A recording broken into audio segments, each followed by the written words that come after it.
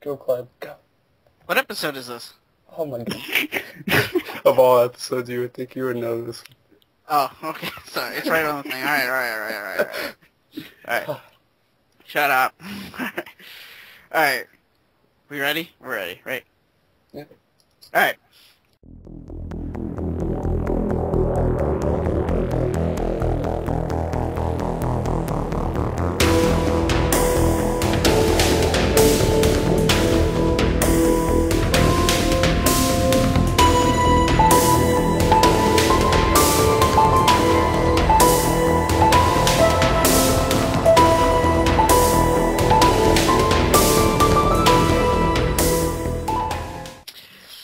Hey guys, welcome back to another episode of the Press Start Podcast. This is our special 25th anniversary episode, and we are live. Yay.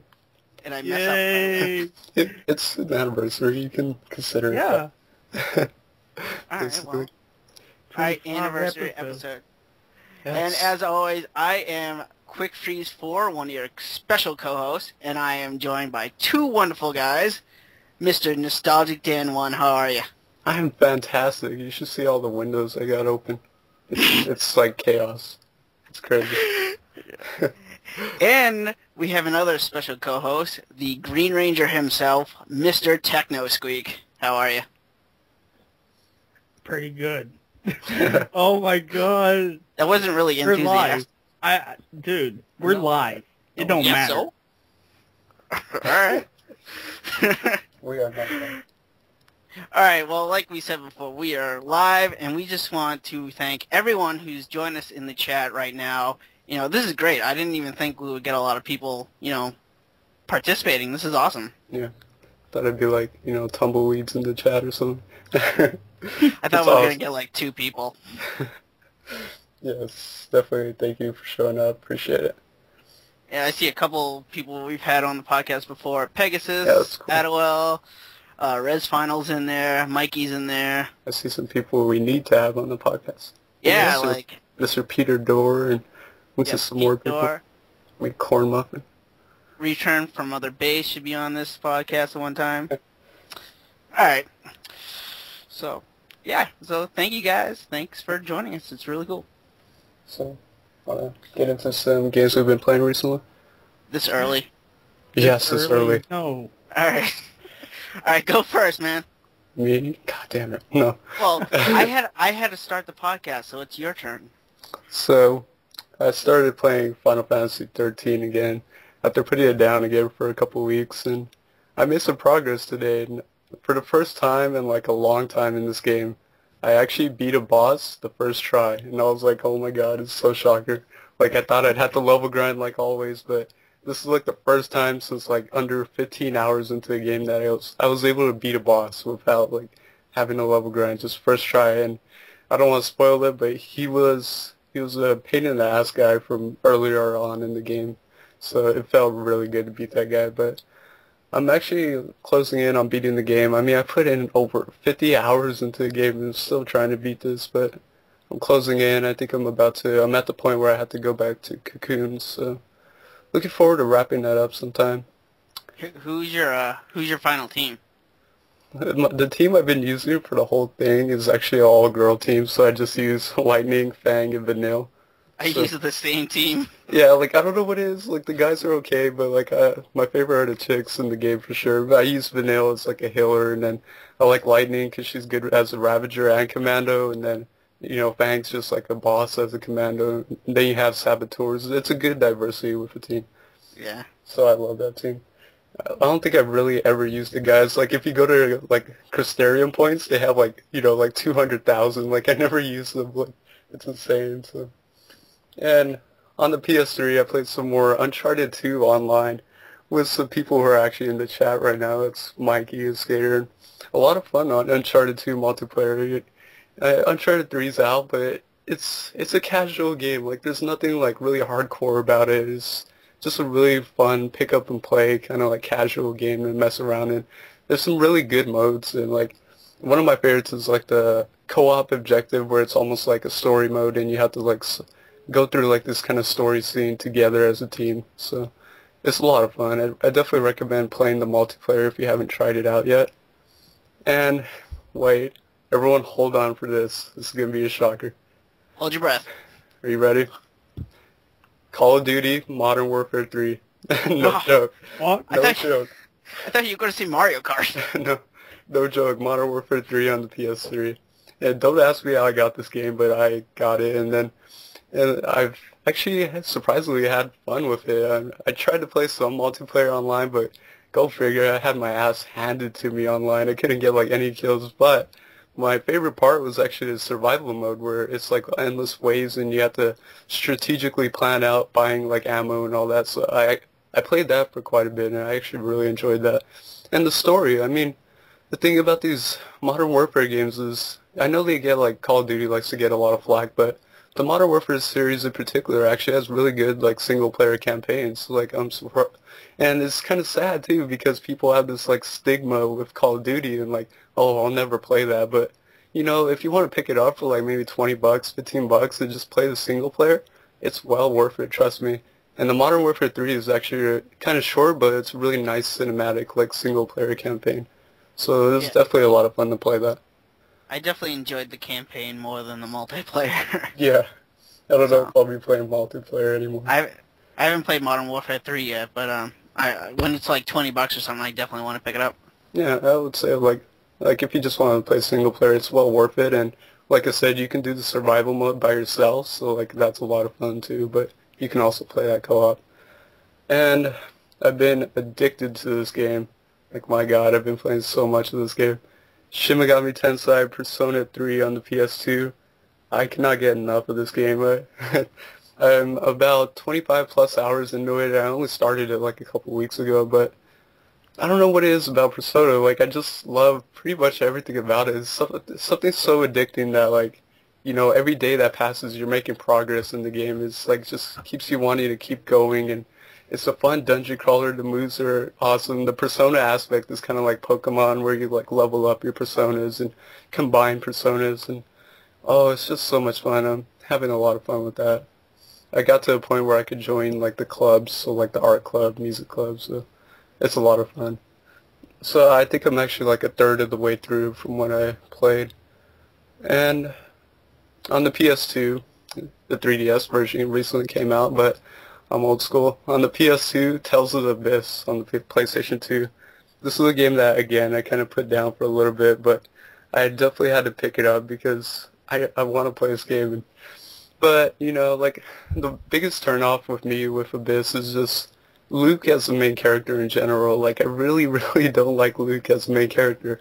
However, though, I do like Guy and Tira. I think they're really awesome characters, but I'm about 10 plus hours in, and I think I got to a point where I'm like at a factory, and I just got my last team members, so I got like a full party.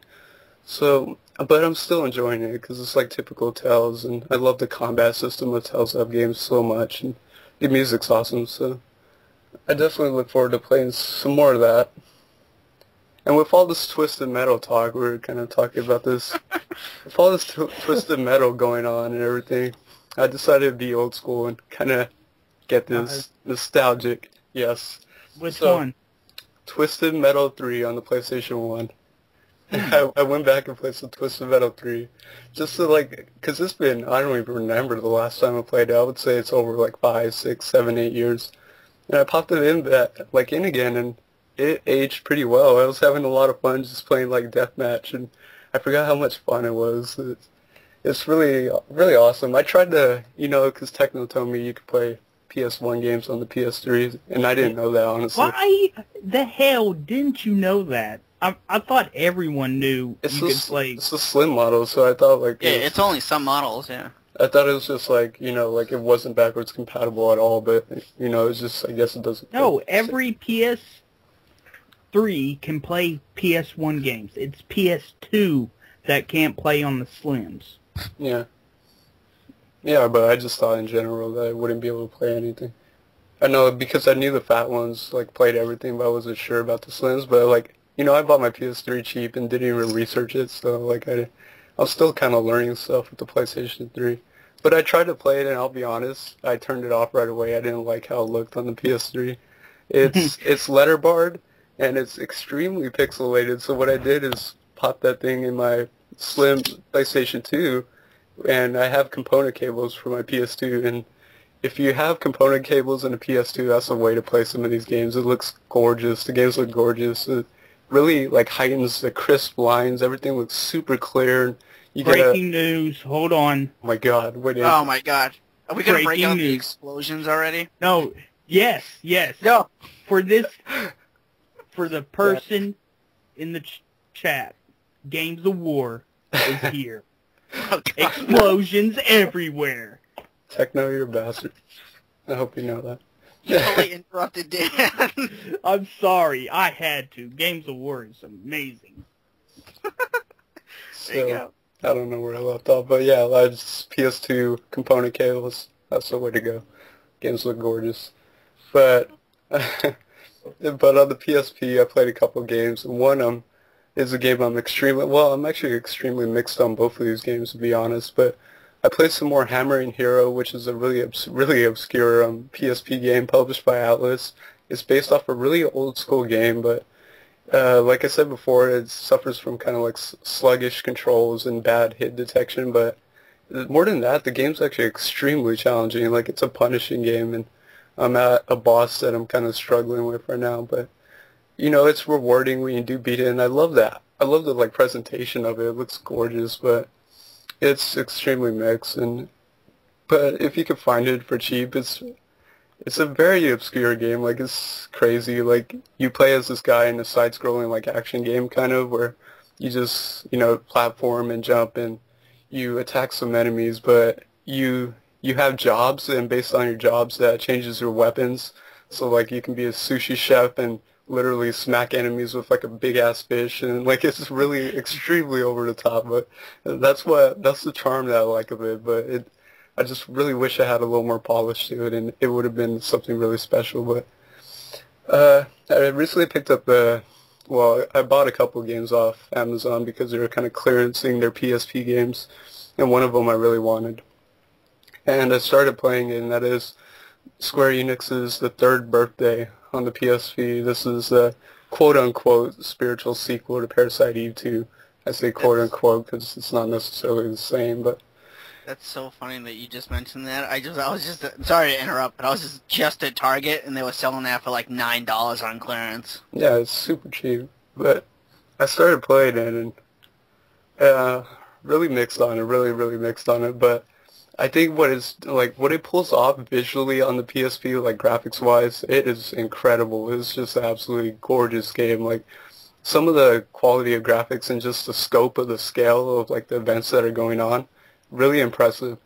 But I found myself getting a lot really frustrated because of the controls. Actually, like, the controls became really frustrating to me the more I started to play it. The cover system, you would like constantly come off of the cover if you like just even slightly tap down, and it was kind of fidgety. And sometimes it's just like the aiming system. The aiming system was like, it's got this auto lock on feature, and you know, it defaults, I think, to like the closest enemy in range, but like sometimes you don't want to do that, so you have to like hassle through like aiming and then pressing left and right to switch through like targets, and it's kind of slow. And I don't know what it is, but geez, this game is extremely hard. Like, it is a punishing game. I'm stuck on this one boss right now where he has like 4 health bars, and he heals, and he has this one attack that's like an instant kill if you get touched by it. But what I like about it is it does have this like overdive feature, which is really interesting, where you can like kind of like put yourself in another person's like shoes, and like put yourself in their mind, and you take them over. So like, whatever weapons they have and all that, you take them over. But that adds kind of like a unique like puzzle aspect to it, figuring out like which is the best position to jump to and whatnot. And sometimes when you're about to die, you can kind of like sneak away from death and just quickly overdive into another person. It's really cool. But you know, I'm extremely mixed on it, but I do enjoy what I played of it so far. And I think because it does have a level up system, so I might be a little weak, I was thinking too, so I might need to actually level grind, go figure, but level grind in this. But I like the style of it. It kind of reminds me of like Resident Evil, sort of like Resident Evil-ish, but it's really interesting. So that's actually all the games I've been playing recently, so I'm gonna pass it on to Clive, go. Alright, well, first off, just to get out of the way, more Mario Kart 7. Nothing really special. Talked about it for, like, enough, man. Just playing on the YouTube community, playing with Holly, a couple other people. Holly, Pete, Joe, a lot of people. So, and congratulations to you, Dan. You've made it to the top 3. Yes, that was pretty much my goal all along. I'll be honest. Like, and the weird thing is, I haven't played in like 3 weeks because every time I jump on, there's no one on, and it's like now it's becoming really hard to find people who are willing to play some Mario Kart. So, like, that's kind of my luck. I can't find anyone to play with, but I want to play some more of it. Well, I'm always open for some Mario Kart, so just let me know and I'll play with you. Yes, because I want to beat you. Now I'm gunning for you, Clive. You're very close. How many points you are away from me? Like 900, maybe? I don't know. Probably something like that.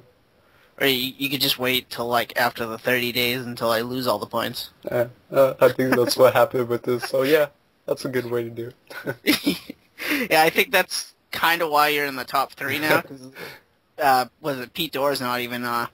He's not even in the top 7. His thing is not even showing. It's not even in the top 7 anymore. But yeah, it's crazy how that dropping works. Yeah, I still don't like that, to tell you the truth. But yeah, I don't get how they it works. Particularly, it's just kind of odd how they do that.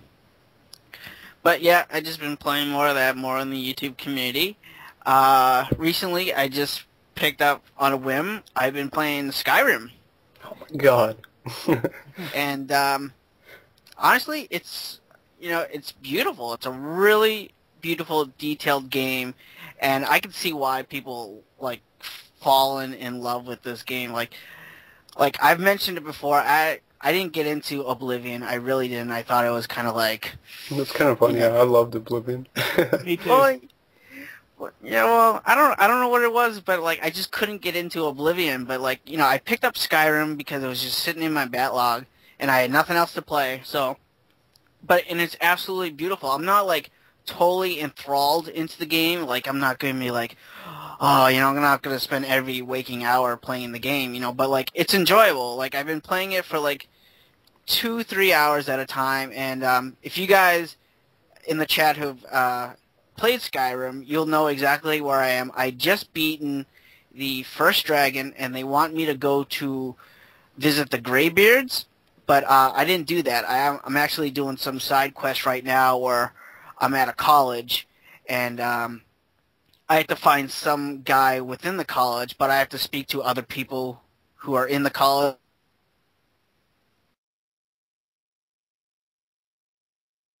In the game, I'm not too far into it, but I don't know how many hours I put into the game. Maybe like 10 hours into the game, so I'm not very far. Well, you'll be surprised. Like if you just want to play the main story, the game's not that long. Like you could probably beat in like 16 to 20 hours the main story, but then it's all the side quest stuff that really gets you drawn into it. Yeah, I don't want to just do the main story because like if I go after the Greybeards, then I'll continue the main story. But right now I'm in that college place, like I just mentioned, and that's some side quests. So like I want to do mostly all of it. Yeah. And so yeah, that's about it. I'm really liking Skyrim. It's a very beautiful game. I don't really have a class or anything. Like my guy's running around with like this huge two-handed battle axe. And I know, like, a lot of people are like, oh, I'm a battle mage or something like that. And I don't really know what class I am at the moment. All I know is I'm running around with this two-handed battle axe, and my favorite spell right now is, I think it's called Spark, and, obviously healing. So that's what I kind of been abusing. So, but it's a good game. I absolutely love it so far.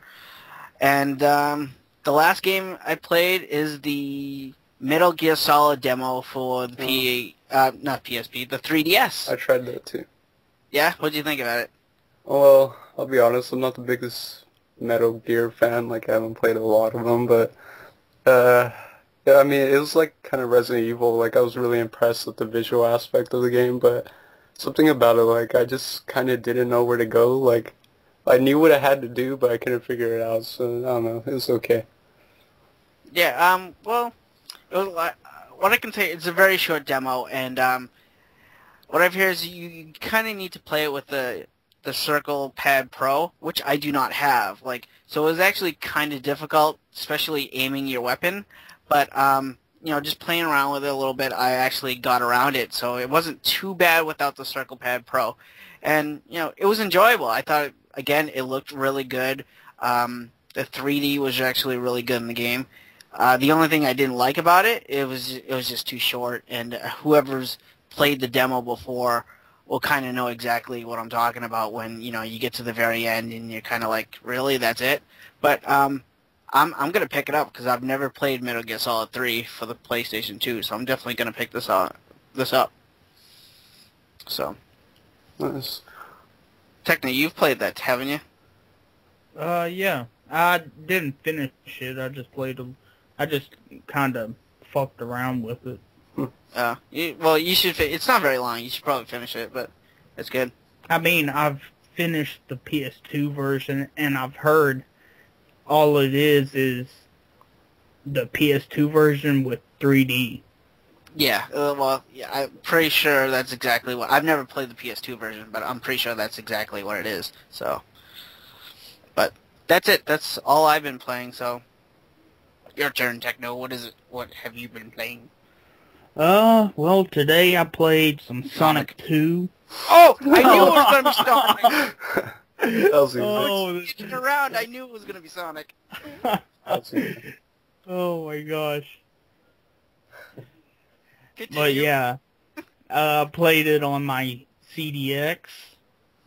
Oh yeah. Played Okay. some Beyond Oasis Oh, on my interesting. CDX. Oh bro, yeah. See, you didn't think I knew about that, did you? What? I never said that. That's what you thought, though. This video. Yeah. Good for you. Yeah, it's awesome. Also played some Vector Man 1. I love Vector Man. Vector Man kicks ass. It does. Yeah, it does. Also some Castlevania Bloodlines. Oh yeah. Yes. Trying to think. Oh, some Jack and Daxter. Of course. And no,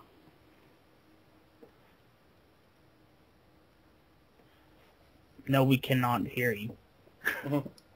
Keep going. Some what did I play on the PS3 last night? I don't know. God. I don't know. You should know. Oh, some Mortal Kombat, the newest one. Yeah. Yeah. And I think that's it. Yeah. Really? Well, Wait. I played some Castlevania on my Famicom. What else? That's it. Come on. I totally forgot to mention this too. I tried out the SSX demo, the new SSX. Oh God, yes! Oh, okay. Everyone who hasn't played the SSX demo, you need to go and download it right now. Oh my God, it's amazing. Techno, did you go online and see if you can try and top me? No, I haven't yet. Let's just say I put it down on both the racing and trick sections. Like, let's just say it'll take a lot, Techno. So, but I believe in you. But yeah, I played SSX and like the trailers made it out to look really cool and all that, and I was kind of worried because I was like, maybe it's like one of those games where it has an awesome trailer, but it doesn't actually like play like that in the game. You know what I mean? So I tried it out. Like, what's up? We can hear you now. Sorry, man. Keep going. Good. Yeah. We're offline for a minute. Oh well, that happens.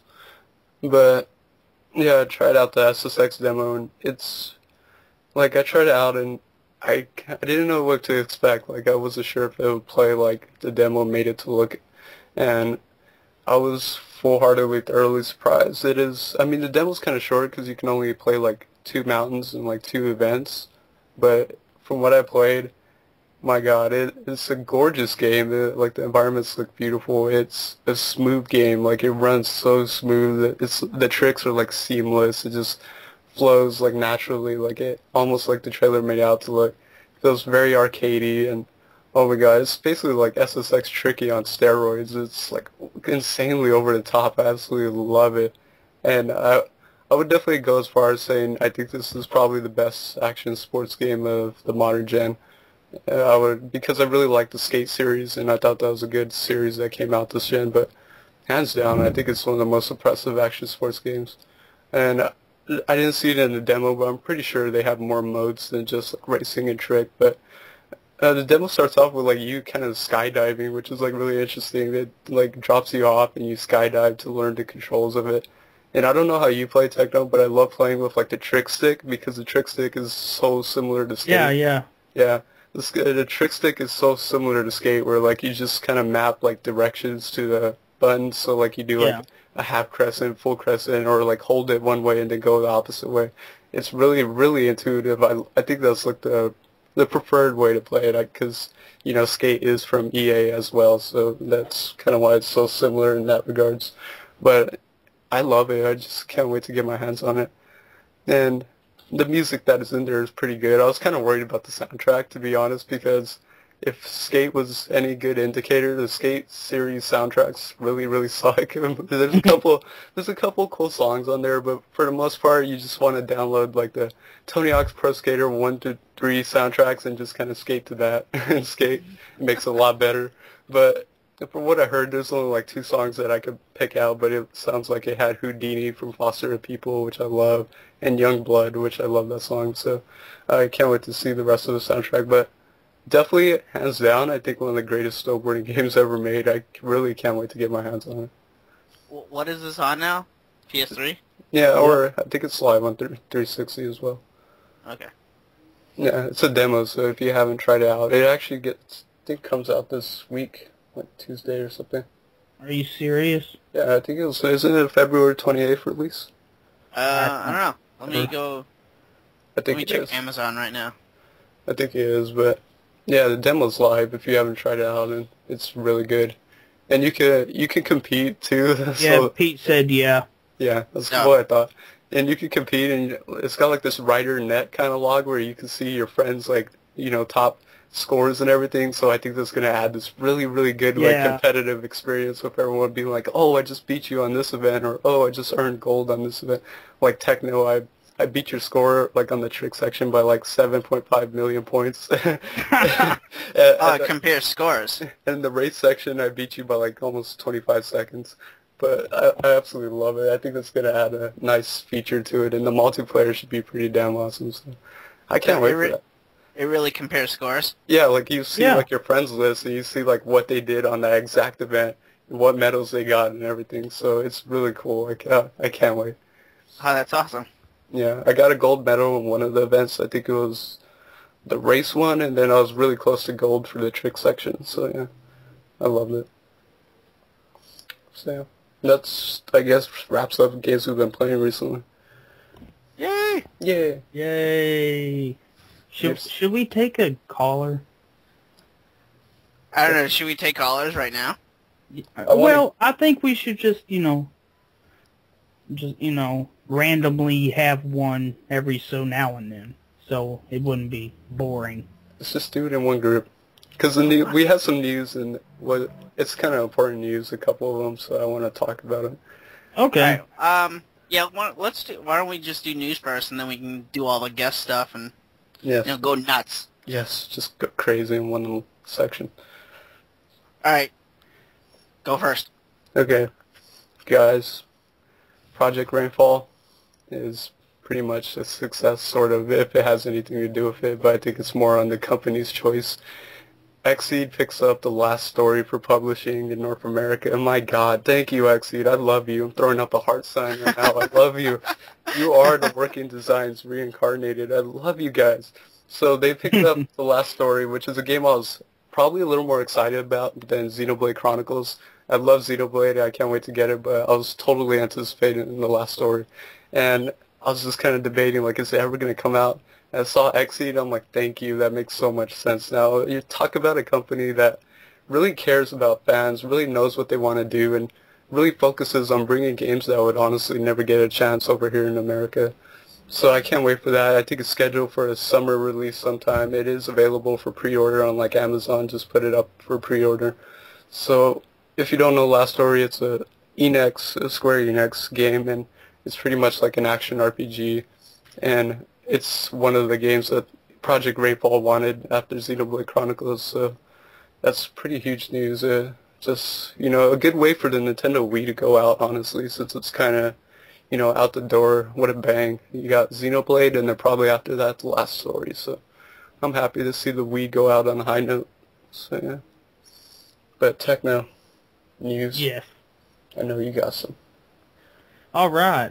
So, former AMD employee says Sony's next console will have AMD graphics, may present problems in PS3 backwards compatibility. That would suck. Yeah, so, what do you guys think? So, I don't really know what that means, kind of. Yeah, I don't really not sure myself. You guys not computer guys? Not really. No. Oh. I just know my computer. I'm sorry. Has some, like, simple indie games, but that's it. Well, shit. Well, yeah, that is a rumor, though, so, I don't know, like, that wouldn't be a problem with me, or anyone probably here in the chat, because I keep all my systems, so, I mean, yeah, it's convenient to just have one console, but, yeah, I don't know. I don't know either. I'm not a computer guy at all. AMD's amazing. And that sounds like it'd be an amazing thing. Yeah, I know, but whatever. Let's move on. Because Final Fantasy Tactics, The War of the Lions, is coming to the iOS. Yeah. Yeah. I don't know. Like, iOS is... I guess that's cool if you're that kind of gamer. I'm just, like, it's kind of weird to see, like, some big titles like that get brought over to the iOS. Like, some of those games I cannot imagine playing on a touchscreen, but I guess it works. Yeah. Yeah. I still want to play Tactics. You should. Still need to buy it.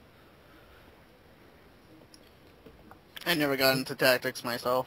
I just couldn't get into it. Which is weird, because I love kind of like those type of games, because it's Strategy. Well, yeah, it's very similar to Shining Force, and I absolutely love Shining Force, but for some reason I just couldn't get into Tactics. Yeah, I believe that. Oh, man. I bet everyone pretty much... I don't know if you guys know it, but maybe some of the people in chat knows, but Capcom, Sega, and Namco Bandai are joining forces to own the 3DS. Yes. Really? So they're going to make a game, and some people think it's going to be like a Smash Brothers top game. So what? You got Ryu versus Sonic versus Pac-Man? Tells up characters. But I wouldn't like to see that, because they already have like a game like that at Bandai Namco. It's called Tales of Versus, and it's basically Smash Brothers with nothing but Tales of characters. That's weird. Yeah. What could they make that would, something other than a Smash Brothers clone? Kart Racer. An actual new Tales of game. With Sonic in it? And Ryu? And Mega Man? I would like to see Ryu in a kart racer. That would be kind of neat. Can never have enough kart races. Could you imagine one of the power-ups being a Hadouken? No, Hadouken! That'd be weird. Yes. I think that would be awesome. That'd be pretty cool. So. First-person shooter. What? Totally casual. It's just a first-person shooter. SRPG. I could actually believe a SRPG because I know Nisa did a game on PS3 called, what was it, Crossfire? No, not Crossfire. It's, God damn it, Cross Edge. Yes, thank you, Cross Edge. And it's basically a collaboration game with like Capcom and like some other companies because it's got like Darkstalkers in it and like other characters, but it's all Bandai Namco is part of it.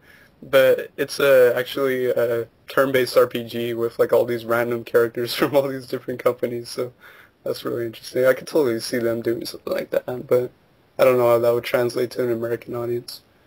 Are they making, or is Capcom making a new Darkstalkers game? I kind of heard something like that, but I wasn't That would sure. be awesome. That series is practically dead. I know, really... They only care about Street Fighter. Yeah, no, well, they got other great games. They got... Sewer's Rat. Well, yeah, they got other great franchises. Darkstalkers is a great franchise. Resident Evil is a great franchise, but they would definitely make a lot of money if they make a new Darkstalkers game, I think. Yeah, it's been a while. If you exclude the PSP version. Which I have, and it's absolutely awesome. I love it. Yeah. So, I love playing as Donovan. Yeah, Morgan. Morgan? Ah! Yeah, love Morgan. Donovan, man, I love Donovan. Yeah, who knows what they can make. I mean, I wouldn't be surprised. All three of those companies are kind of known for doing some odd stuff, and you really don't know what to expect from them. Yeah. Oh, man. So, does everyone know about the whole last story about the stalk out at game over there in I've heard Europe? something. Yeah.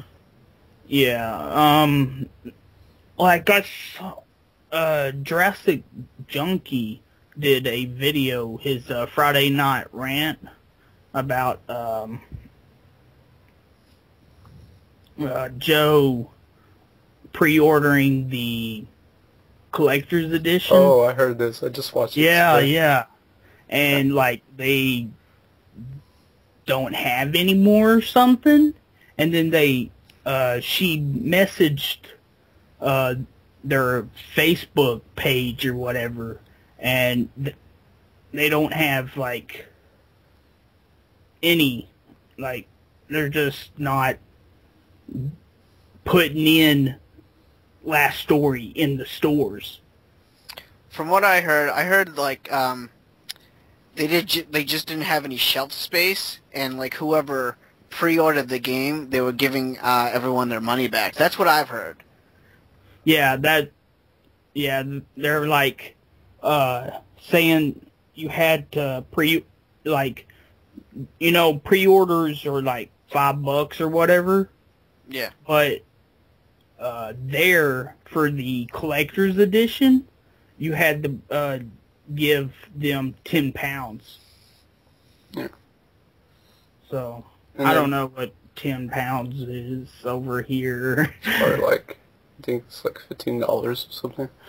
Yeah. I only know that because I just bought a UK game imported. But yeah, a game I mentioned a long time ago, Dodonpachi Resurrection. Oh, okay. Yeah. And it was like, I think 16 pounds shipped, so that came out to like $25 American. Oh, okay.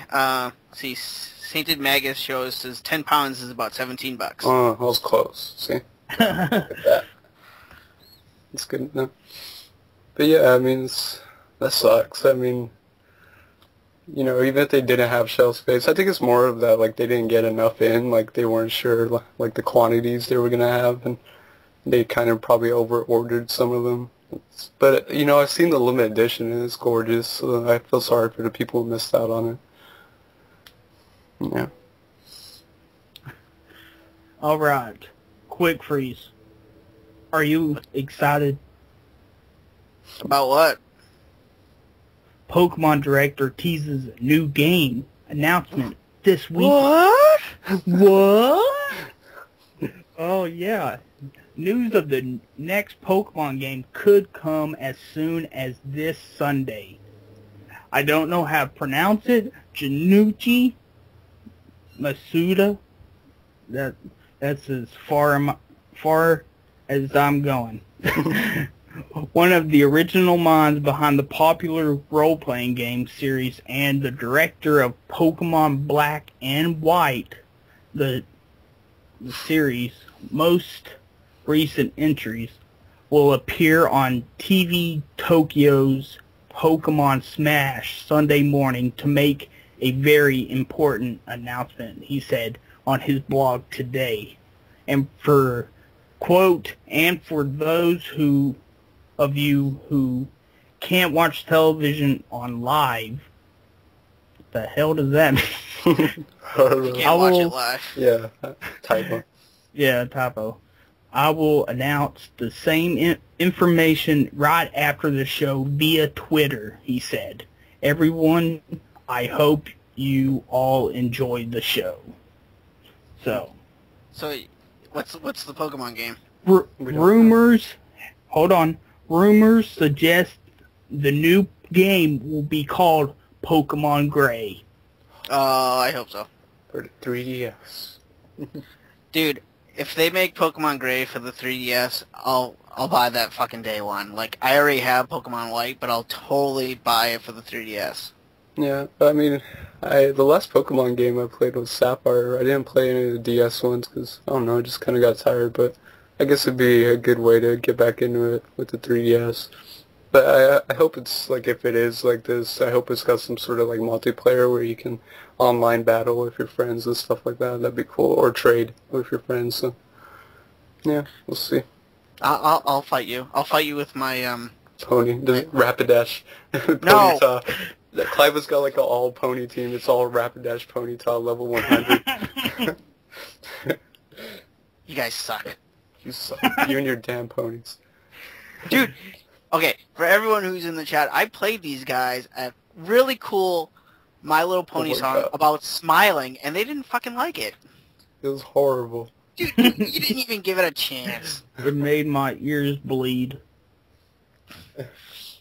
No, I'm going to have a cool Pokemon team with Chandelier and my Oshawott and all those other cool guys, so... I never remember those Pokemon. Yeah, me neither. That's how old school I am. I don't know. Really? Yeah, but like I said, I didn't play any of the DS ones. Yeah. I know Gengar. I know, like, the original, like, 150, because they used to, like, have all the Pokemon cards for them. Those are Gen 1, man. Those are the Dude, best. Those are amazing. Yeah. I just need, like, a little Charmander, you know, Squirtle. Generation 1 and 2. Yeah. I like the second one, too. Yeah. Cyndaquil. Oh, yeah. I like that generation. What was the, like, little, was it Totodile, the water one? Yeah. Yeah, I loved him. He was cool. My favorite Pokemon game is Leaf Green. It's with the with the original 150. It's just updated. Remake. Yeah, I absolutely love Leaf Green. See what's everyone else's Pokemon? The right and see. Return from other bases, Farfetched. Someone asked favorite Pokemon. What's your favorite Pokemon, guys? My favorite Pokemon is Baneri. I love Baneri. And I'll tell you what. I'll tell you what. Oh no. You go. I was gonna say Baneri's my favorite because he can learn everything. He can learn fire, water, lightning, and he's a normal Pokemon, so he has all access to all the normal moves too. Yeah, I love Baneri. I liked Rayquaza and Sapphire because it was just like that. It was a weird Pokemon where he can learn like pretty much any move you could teach him, so you could like balance yourself out by having like a fire move, water move, and like a grass move, and you could be like really overpowered. But it was for a favorite Pokemon. I just like I think Gen 1. I just think because of how they portrayed him in the actual like show. I love Squirtle. Squirtle's my favorite. Squirtle's a badass. Squirtle gang. I mean, oh my god. The Squirtle Squad. Yeah, Squirtle Squad. That was amazing. I love the old school TV shows too, but I like Pikachu too because of like the TV show as well. And I like Charizard. Yeah. And Hitmonchan. And I cannot choose a favorite. I got too many. I got like Geodude, Raichu, Haunter. Oh, Haunter. Haunter's cool. I like Gengar's Haunter. Cool. Yeah, Gengar's. And Cyndaquil. And Scyther. And I forget his evolution, the name. Scizor. Yeah. He's all metal and shit. Is he? Yeah. I know he's red. Yeah. Yeah. Hitmonchan. Okay, here. I have a question. In the original Pokemon games, which one did you pick? Hitmonchan or Hitmonlee? I picked Hitmonchan, like I said, because I just thought Hitmonchan was cool. Is Chan the one that punches? Yeah, he's a puncher. Yeah, I picked him then. Yeah. Sweet. Yeah, I liked Hitmonchan. Metapod. Metapod. Fucking Metapod. Oh, you know what's the worst? I remember playing Pokemon Yellow, and I was stuck in a battle with the bug catcher, and he has Metapod, and I had Metapod, and just like a stupid anime show, it was Metapod versus Metapod. Oh my god. It's like they can't do shit. Like they can't It's the worst battle ever. Metapod versus... And of course, all my other Pokemon are freaking dead, too. Metapod uses Harden. That's exactly what it was, and it got to the point where, like, you could no longer use this move, because, like, he was, like, too hard or something. It's like, that's so wrong. It's the worst battle. It's like... That's what she said. The only other battle that's possibly worse is, like, Magikarp versus Magikarp, where they both have Splash. And that's it. Like a Ditto versus Ditto. Oh yeah, and they both transforms into Ditto. Oh my god. Bringing back memories. I just want to play Pokemon right now. I know. Dude, Lieutenant Surge, I mean, he was badass. Oh yeah, I loved. He's my favorite gym leader, I swear. I like Brock because he can't see. His eyes Barack Obama. Barack was cool. Or Brock was cool. Said Barack. It's like that's what I thought. Baraka. Yeah. Oh man. Makes me want to watch the old episodes again. Yeah. I have some of them on DVD, man. They're like so. The voice acting is so old. Yeah, I can only imagine. I can guess everyone cried when Ash died in the first movie. I cried manly tears. Oh, I watched that when I was a little kid too. Yeah. I always thought he turned to stone. Yeah, I don't even remember. It's been so long. I have the DVD or VHS or whatever it is. Yeah, I think it's a VHS. I got the DVD too, and I always thought he just turned to stone. Yeah, I don't remember. I haven't seen that so long. Dude, he wouldn't live through that shit. Dude, it's a freaking cartoon. Cartoon characters can live through anything. Why is he in like the other new series and all that like continued past that? So yeah, because all the Pokemon cried, and that's all you need. Those pokey tears. I love that song that played during that scene. That Brother My Brother. No. I love that song. I don't know if you guys have like remember it all, but I love Brother My Brother. I don't remember. It's been so long. Oh, if you guys... I could probably look it up. Yeah, try to download the song or torrent or iTunes, whatever. If you guys can get Brother My Brother, love that song. So good. My favorite Pokemon's Missing Number. Yeah, if you want your game to crash. Man, I crashed the hell out of my Pokemon Yellow, like I said. It's horrible. Level 300 Pikachu. Yeah. War Turtle. Yeah. That's good stuff. So yeah, Pokemon Gray. Bring it. Yeah. Yeah. Yeah. That's all my news. Big cloud ass news. I got one news story, and let's see. the PSP Vita is getting 12 exclusive characters to Street Fighter Cross Tekken. In honor of the 25th anniversary of Street Fighter, Capcom has put out an official press release to let everyone know that Street Fighter Cross Tekken is going to have access to over a dozen characters that the rest of the home consoles won't. So this kind of irks me a little bit because these 12 characters, I want to play as some of them. And the 12 characters are going to be Blanca, Cody, Dudley, Elena, Guy, Sakura. Those are the Street Fighter dudes. And then from Tekken, it's going to be Alicia. I don't know any of the Tekken guys, so I might be getting these wrong. Alicia, Brian, Christy, Jack, Lars, Lee Wulong. I hope I'm saying those right, but those are the Tekken guys. It's a lot. Fucking Jack.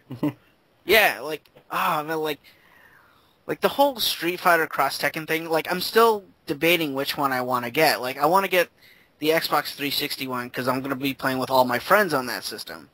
But I want the PS3 version because I want to play as Mega Man and Pac-Man. I'm not going to lie. I want to play as those two guys. But now I want to play on the freaking Vita because I want to play as Elena, Dudley, Blanca, and that. I'm like, come on, dude.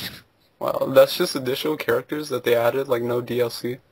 Yeah, from what I can, I'm reading right here, it's just for the Vita copy. I don't know if you would think it would be the other way around, like the handheld would get kind of skunked, and then the console one would get all the characters. That's interesting. Yeah, I don't know, like, but it's weird. Like, right now I'm in a predicament, like, where I'm gonna have to buy 3 copies of the game just to just to fulfill my every desire. You know, like I want to. You need 6. You need 6 copies. Keep all of them sealed. Elena from Street Fighter, I really do. I would. Sounds like you need to get bumped.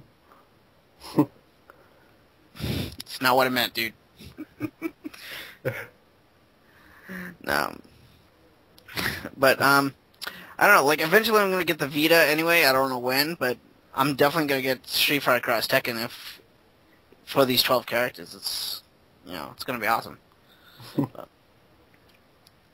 But I want to play as Mega Man too.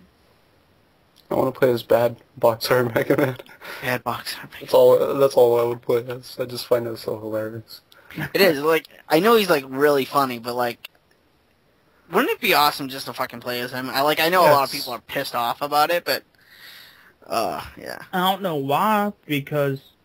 Well, you know why they're pissed off about it? Is because the timing. Yeah. It's really about the timing. Like, if... Didn't we discuss this last time? Yeah, but not in full detail, though, I don't think. But, like if they didn't cancel Mega Man Legends, if they didn't cancel Mega Man Universe, and then they came out with Street Fighter Cross Tekken with the Mega Man, bad box art, everyone would be fine with it. Everyone would be like, haha, that's funny, this is great. But since they canceled Universe and Legends 3, everyone's going to be like, oh, this is fucking stupid, Capcom is shitting on people, which could be true, but it's a joke. I'm still kind of pissed about it, but, like, I can laugh about it at the same time. Yeah. So. But. I don't know what you guys think about it. Like, you guys are not really that huge of a Mega Man fan, more than I am, but what do you guys think about it? Like I said, I just thought it was hilarious. Yeah. It made me want to play as that guy. Yeah, I definitely want to play it. So. That's all the news I got. So. Now. We can take... Now what? I don't know. Should we take callers? Who wants to take callers? What? Techno's a bastard. Techno, you don't want to take any callers? All right, fine. Techno hates you guys. We love you though. Yeah, we love you. What? Techno apparently hates our guests. So what's up with that? Tell them what they should do, Cloud. I love everyone. All right. Do you love me? Maybe. Oh, you suck. Dan, we gotta ban him right now. Just ban him. Ban hammer. No. Okay, guys. We're gonna take callers right now. What you guys need to do is add me on Skype. It's gonna be QuickFreeze915, all one word. just add me on Skype, and I will add you to the call.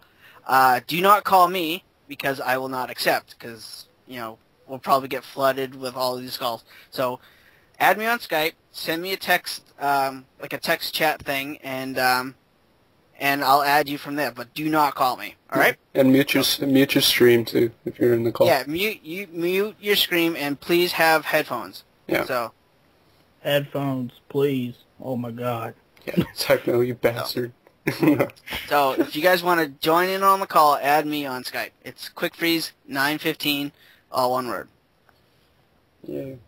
Dun dun dun. So we just gonna wait here? Well, I guess. No one's contacted me yet, so I don't know. What do you guys want to talk about? They don't like you. No. Wow. That was harsh. Mm. All right, we got somebody. We got somebody. Hold on. Oh my god. Hold on. All right, we got. Oh wait, we got 2, 3. Okay. Let's add. There we go. I gotta accept people. Come on. Hold on. All right, add. All right, I'm going to add somebody. The suspense is building. I'm getting swamped already. Hold on. Oh yeah. Right. Guys, hold on. What? Oh, we got a news story. All right, go for it. Jet Set Radio is coming to Xbox Live Arcade and PSN. It's gonna be awesome, but I already have the Dreamcast one, so I don't need to buy it. Yeah. Alright, we are gonna have, let's see, calling him right now. Who is it? Well... You'll see. Yeah, well, you gotta make sure he accepts it first, man. Oh! It's him. Hello? It's definitely stream. Yeah, can you hear me? Yeah, we can hear you. A little muffled, but we can hear you. Yeah, we got Metallicar. That's just Metallica car, but it's a fine. I have many days. Alright, man. I'm good. Fuck, what else was I gonna ask again? Fuck. You guys, you can ask us whatever you want. Comment, question, whatever you guys want. Do you like a waffle? Nah. Waffles. Waffles are pretty good. Yeah, with all the talk of Twisted Metal type stuff going on, have you guys played any of the other well-known combat games like the Vigilante series or Carmageddon? No. Who wants to go first? I haven't. I pretty much... What was the question? I'm sorry. Oh, so with all like the Twisted Metal stuff out now, have any of you guys played the other car combat games like, Vigilante 8, Carmageddon, or for PC users, the Interstate 76 series? I'm trying to think if I played anything else. I'll play Vigilante 8. You know what? I'm gonna have to say no. I've never played any of those. Like, the only thing that's popping in my head is Crazy Taxi, and that has nothing to do with combat. But I've never played any of those. I'm sorry. Alright. Yeah, I've only played, like, Twisted Metal 3 on my PlayStation 1, and that's about it. Oh, it was alright. It's good. Yeah. What about you? What are some of your favorites that you played? Oh yeah, I just got Twisted Metal 4 and Twisted Metal Black recently. I've been playing those, and I had Twisted Metal 2 on the PS3 for the PSN download. I like that. And long while back, I had Vigilante 8 Second Offense on the Dreamcast, and that's actually a very, very fun game. If you have a Dreamcast and you like the whole Twisted Metal thing, get that game. It's actually very fun. Nice. Do you have that, Techno? Know how much you love the Dreamcast? Actually I don't. I played it back in the day, though. Yeah, the Vigilante 8 games are actually on the N64 and the PlayStation also. Yeah. Yeah. Sorry for being a buzzkill. No. Oh. Sorry, I have nothing to say to that. I've never played any of these, so I'm kind of letting you guys talk. So. Right. Cell damage was pretty good. Yeah. Tony Yippee says Road Rash. It's kind of alike. But Yeah, Road Rash is kind of car combat like because you got the whips and chains and like the baseball bats. yeah, see, quick freeze. Oh, damn. Actually, you know what? A game that kind of just popped in my head when you guys brought up Road Rash. You guys remember Skitchin? Oh yeah. Oh yeah. I fucking love Skitchin. Did the video about Road Rash and put that in there because it runs. I think it runs the same engine. I believe so, yeah. But I fucking love Skitchin. Oh, that reminds me of something I was going to ask that just popped in my head, and that is, have any of you guys played the EA Replay PSP game collection? No, but I've heard of it. They changed the music in Road Rash because they have the 3 Road Rash games for the Genesis on it, and they changed the music in all 3 of them to like generic music. It's lame. That was kind of one of the best parts of it, the music. Well, yeah, that's really all I wanted to ask, so I guess I'll get off here. Cool. Well, thanks for joining us. Okay. Take care. Bye, guys. Later, man. Bye. Okay, that was cool. Next. Taylor. They probably took out some of the music with copyright issues since the game's kind of old.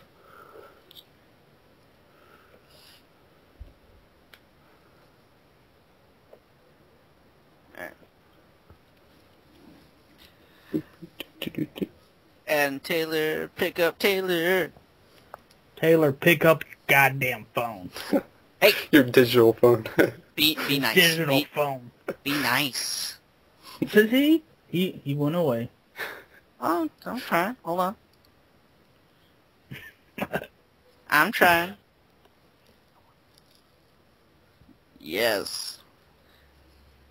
He's talking to me on chat, so hold on. I'm trying to add him in.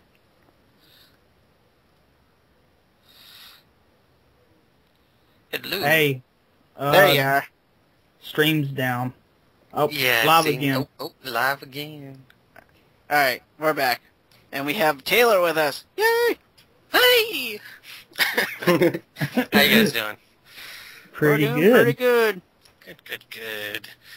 I'm like deciding between a couple questions, but I guess I should go with this one here, maybe? I hope you guys haven't answered it. And that is, what is your favorite or least favorite kind of environment in a video game?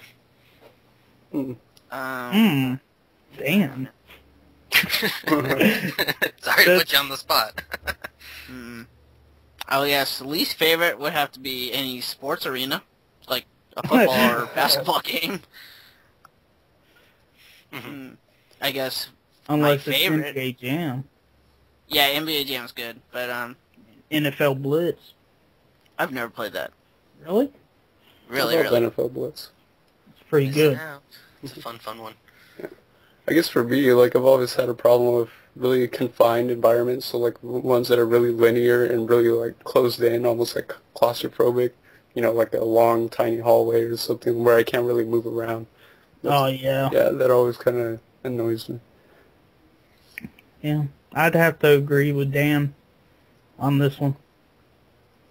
I see. What about favorites there? Favorites? I guess like a forest area. Like I've always liked, RPGs where you're just kind of like in a forest. Like Pokemon has that a lot. What kind of forest? Because there's like so many. You have like the swampy, nasty kind of forests, and then you got not cool, that one. Like not that one. I don't think anybody likes those either. So the more like mystic kind of like I like Lost Woods kind of esque forests. That I have to go with that one. Lost Woods, stuff like that. Lost Woods from Zelda. Wait, I was kind of thinking of, I was thinking more of A Link to the Past, kind of that more, I don't know. Oh, yeah. The kind of mystic vibe it gives and stuff. Oh, the one where you keep getting lost? I don't like that one. That's why I call it the Lost Woods, though. You're I supposed don't want to to get lost lost. and stuff. Like, I want... You know what? Put Pikachu in there in that game, and he'll help me out. Pikachu will kill all the moblins. For favorite environments, I'm a big fan of like sci-fi environments. So like, and the biggest thing that comes to mind is like the Star Ocean series, where it's really like sci-fi cities and futuristic, really cool. And then I've kind of always been a fan of just kind of like open environments in general and environments that I can interact with. So like there's a lot of interactions, just not placed there. So like a well thought out game where like maybe you can open the fridge or something or just interact with stuff. So I always thought that was cool. So by open, do you mean like kind of how they do in the Tales of like Vesperia and stuff like that? That's why I really love that. I really just wanted just like a more open space. Yeah. How about yourself there, MrTechnoSqueek? Oh man. Thank you. Favorite. Is it the loop-de-loops in Sonic? I was actually going to say Green Hill Zone? no. Flying battery. I knew it was going to be flying battery. Yes. Oh, of course. Has to be for Sonic. Dude, As long as it's that's not my the favorite casino. level. Casino is frustrating. You get bounced around all over the place. It's like, damn it, I can never go the right way. That Chemical and those, plant. Mm, really Yeah, like the they- music in that one. That's Yeah. good. yeah. Was that the chemical plant where it has like the water or wherever, or if you go Yeah. under, you're pretty much Yep. screwed? Oh my god, I hated that. I hate that one. Like, what's that noise when you run out of air? I hate that one. Yeah, it's like a beeping sound or something. It's like a counter, and it's like you're about to die. It's like, oh, I'm gonna die. Yeah, the speed up of music. Yeah. Yeah. Oh, terrifying. Ugh. See, you had other questions too, didn't you? Oh, yeah, did you want me to, I didn't want to hog up Yeah. a bunch of time if other people are asking questions too. It's only 10. Why don't you ask one more? Okay, alright. This is something that was brought up with me for the podcast that I do, and that would be, what would be kind of like a cool restaurant-themed place that you would go to that's themed after a video game? Because, for example, in real life, you can go to Tokyo and you have Luida's Bar, which is the Dragon Quest-themed bar. And I thought that was really an awesome place, and so that's kind of where I got the idea for it. So is there kind of like a video game-themed restaurant that you would wish was real, or like a video game-themed locale, or that sort of thing?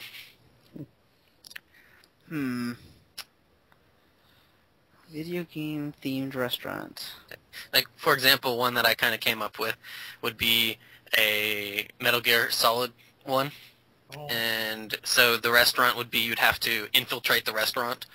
And depending on how well you did would be how well your service and what food would be available to you. And you'd be given like a little thing for a codec to kind of like call the waiter, the waitress to you and stuff. That would be pretty sweet, actually.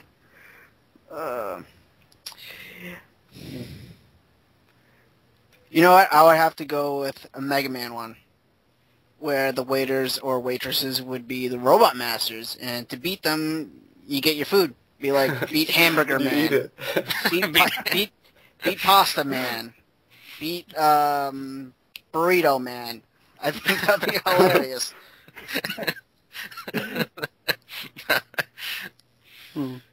I guess for me, I just think it'd be cool to, in general, to have like a really Nintendo-themed restaurant with, you know, all the dishes looking like specific Nintendo characters and stuff like that, or named after like Nintendo stuff, and just really Nintendo-themed, you know. I think it'd be pretty cool, and I would just like to, you know, like, I've been playing Persona 3, so it's like I really would like to eat in like one of those little small, like, noodle shops that they have.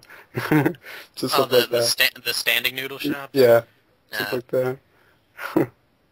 That's pretty cool. What about you, Techno? Sonic? They already have Sonic. Do they? Well, that's a It's a pull-up drive-through kind of thing. Yeah. Oh, Oh, that's clever. Sonic. Well, Sonic. well the actual...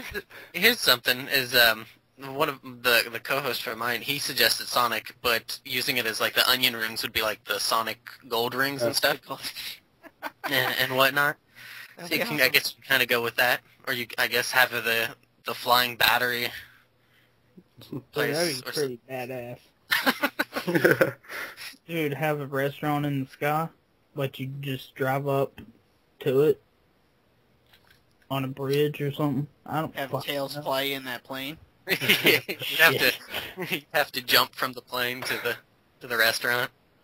Or the whole Sega related restaurant or Castlevania.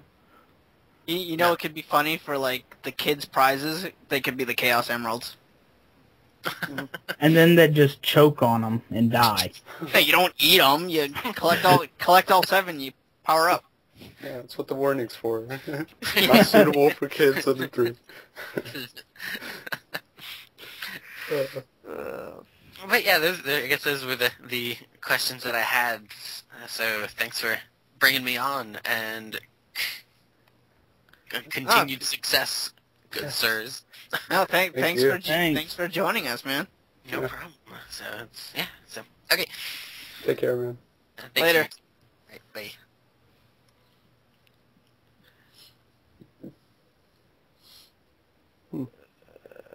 Okay. See, next person. Let's see. I'm gonna call. Try to get. It's kind of funny though with the Sonic like fast food restaurant, like just the theme of it, fast food. That makes sense. That's ironic.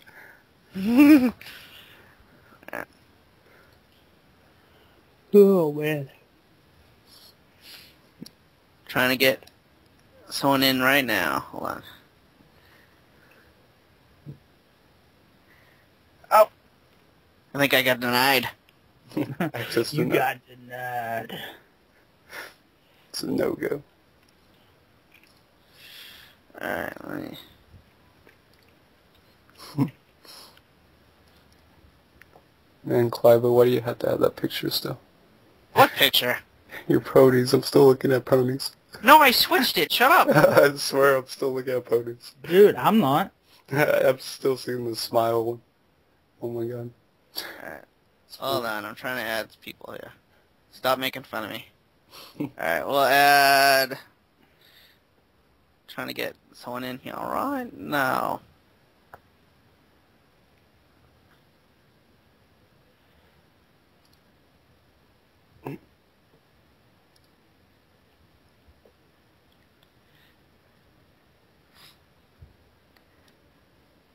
People are not answering their calls, man. Guys, talk about something. Oh, we got somebody. Hold on. Just so you say that. Just Sorry, guys. No problem. We got Phantom Jest. Yeah. Hi, guys. I just want to let you know that I really enjoy the podcast, first of all. Thank you. Thank you. And here's my question. What video game would you like to see turned into a movie? And who would you like to see star in it? Oh, this is hard. I don't know people. I don't know actors. I don't know. Just say... I don't know. Who would you get to play Sonic, Techno?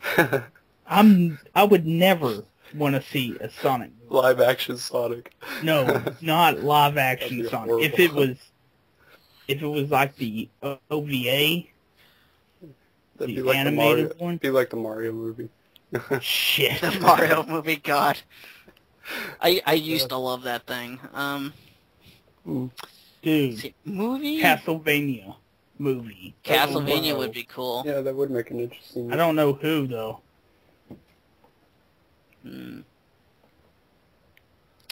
Movie, I would... game I want a movie. I could say Mega Man, but I want to go with something different. Just say it. You want it. No, because I know there's other games that would be good. It's already a movie of Mega Man. Oh, yeah, by, Eddie forget- LeBron, yeah. Let's see. Good. Wait, hold on. Why? I really stumped you guys. You did. Pete is saying they're making a Oh my God. live-action Sonic movie. No, he's Really? trolling. You're better He's a be troll. trolling, Pete. Oh! I got it. Oh, well, yeah, I forgot. Never mind. Yeah, the same guy who did the Mega Man. Yeah, Eddie LeBron. But Sonic's not going to be live action. It's going to be, Oh, that's good. computer generated, voiced by the same guy. God damn it, what's his name? The guy who played Urkel. Isn't he the same guy that does the cartoon? Yeah, Sonic, Saturday Morning, and Adventures. Jamal White. Yeah, Jamal White. Thank you, Pegasus. Samuel. You want Samuel Jackson to play a robot? I have my movie. I have it. Go. Splatterhouse.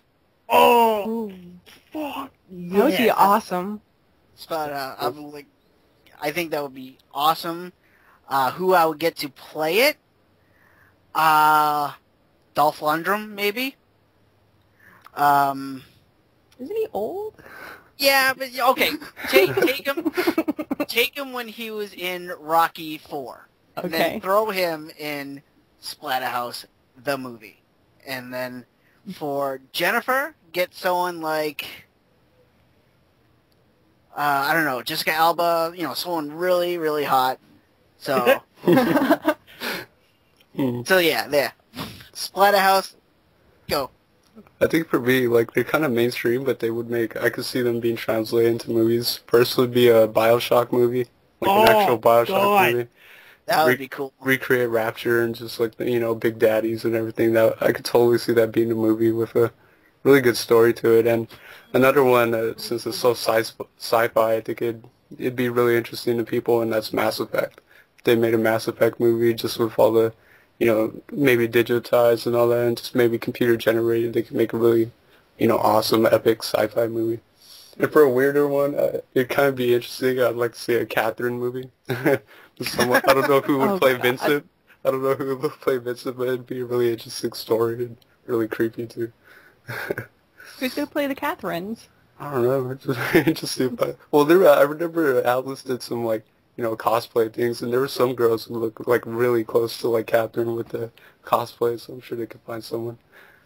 But yeah. Techno answer? Yeah.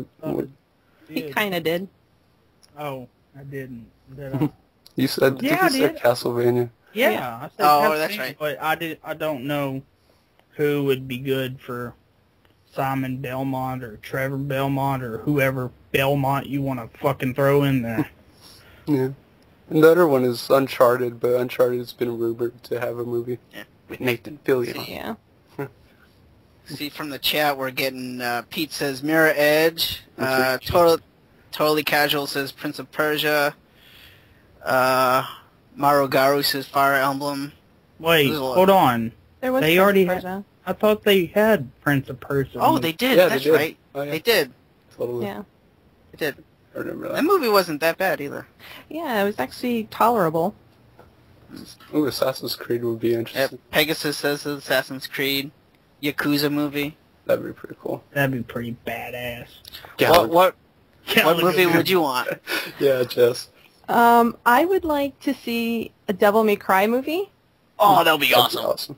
And I'd like to see Ruben Langdon star in it. He's the guy who did the voice work on Devil May Cry 3 and 4 and the animated series. And I think he did the motion capture too. So he's got the moves down already. I would look forward to that. Nice. I would watch that. That would be a trip. That ass. Mikey says Dynamite Ducks. Who would play the Ducks? I don't know, man. See if Sora's Wrath, God of War. God of War would be cool. Yeah. Deus Ex too, because it's kind of Blade Runner-like or something. It's pretty cool. I still haven't watched that. I've never seen Blade Runner either. I have the 5-disc collector's edition, and I still don't have it. Wow. I still haven't watched it. What are you waiting for? I don't know. Gosh. To go to my mother's because they have a 60-inch. He wants the theater experience. Yeah, dude. I hear from Johnny it's amazing movie, so... Yeah, you have to watch Blade Runner eventually. So... Double Dungeon movie? It's just like a video of just going down walls, and you're supposed to be the character. Dude, I would like a good Double Dragon movie. I actually liked the old Double Dragon movie. You know what? Me too. I have to go. It's really bad, but it's bad enough. It's good. It's so campy that you have to kind of like it. I did like the animated series, though. You mean the Hedgehog movie? God damn it, Mikey. I'm gonna kill you. Speaking of a campy movie, I'd love to see like a horrible Japanese B movie of our Defense Force 2017. Oh, that'd be awesome. Like voice acting that's like off sync by a couple of seconds. It's just really cheesy like anime. That'd be awesome.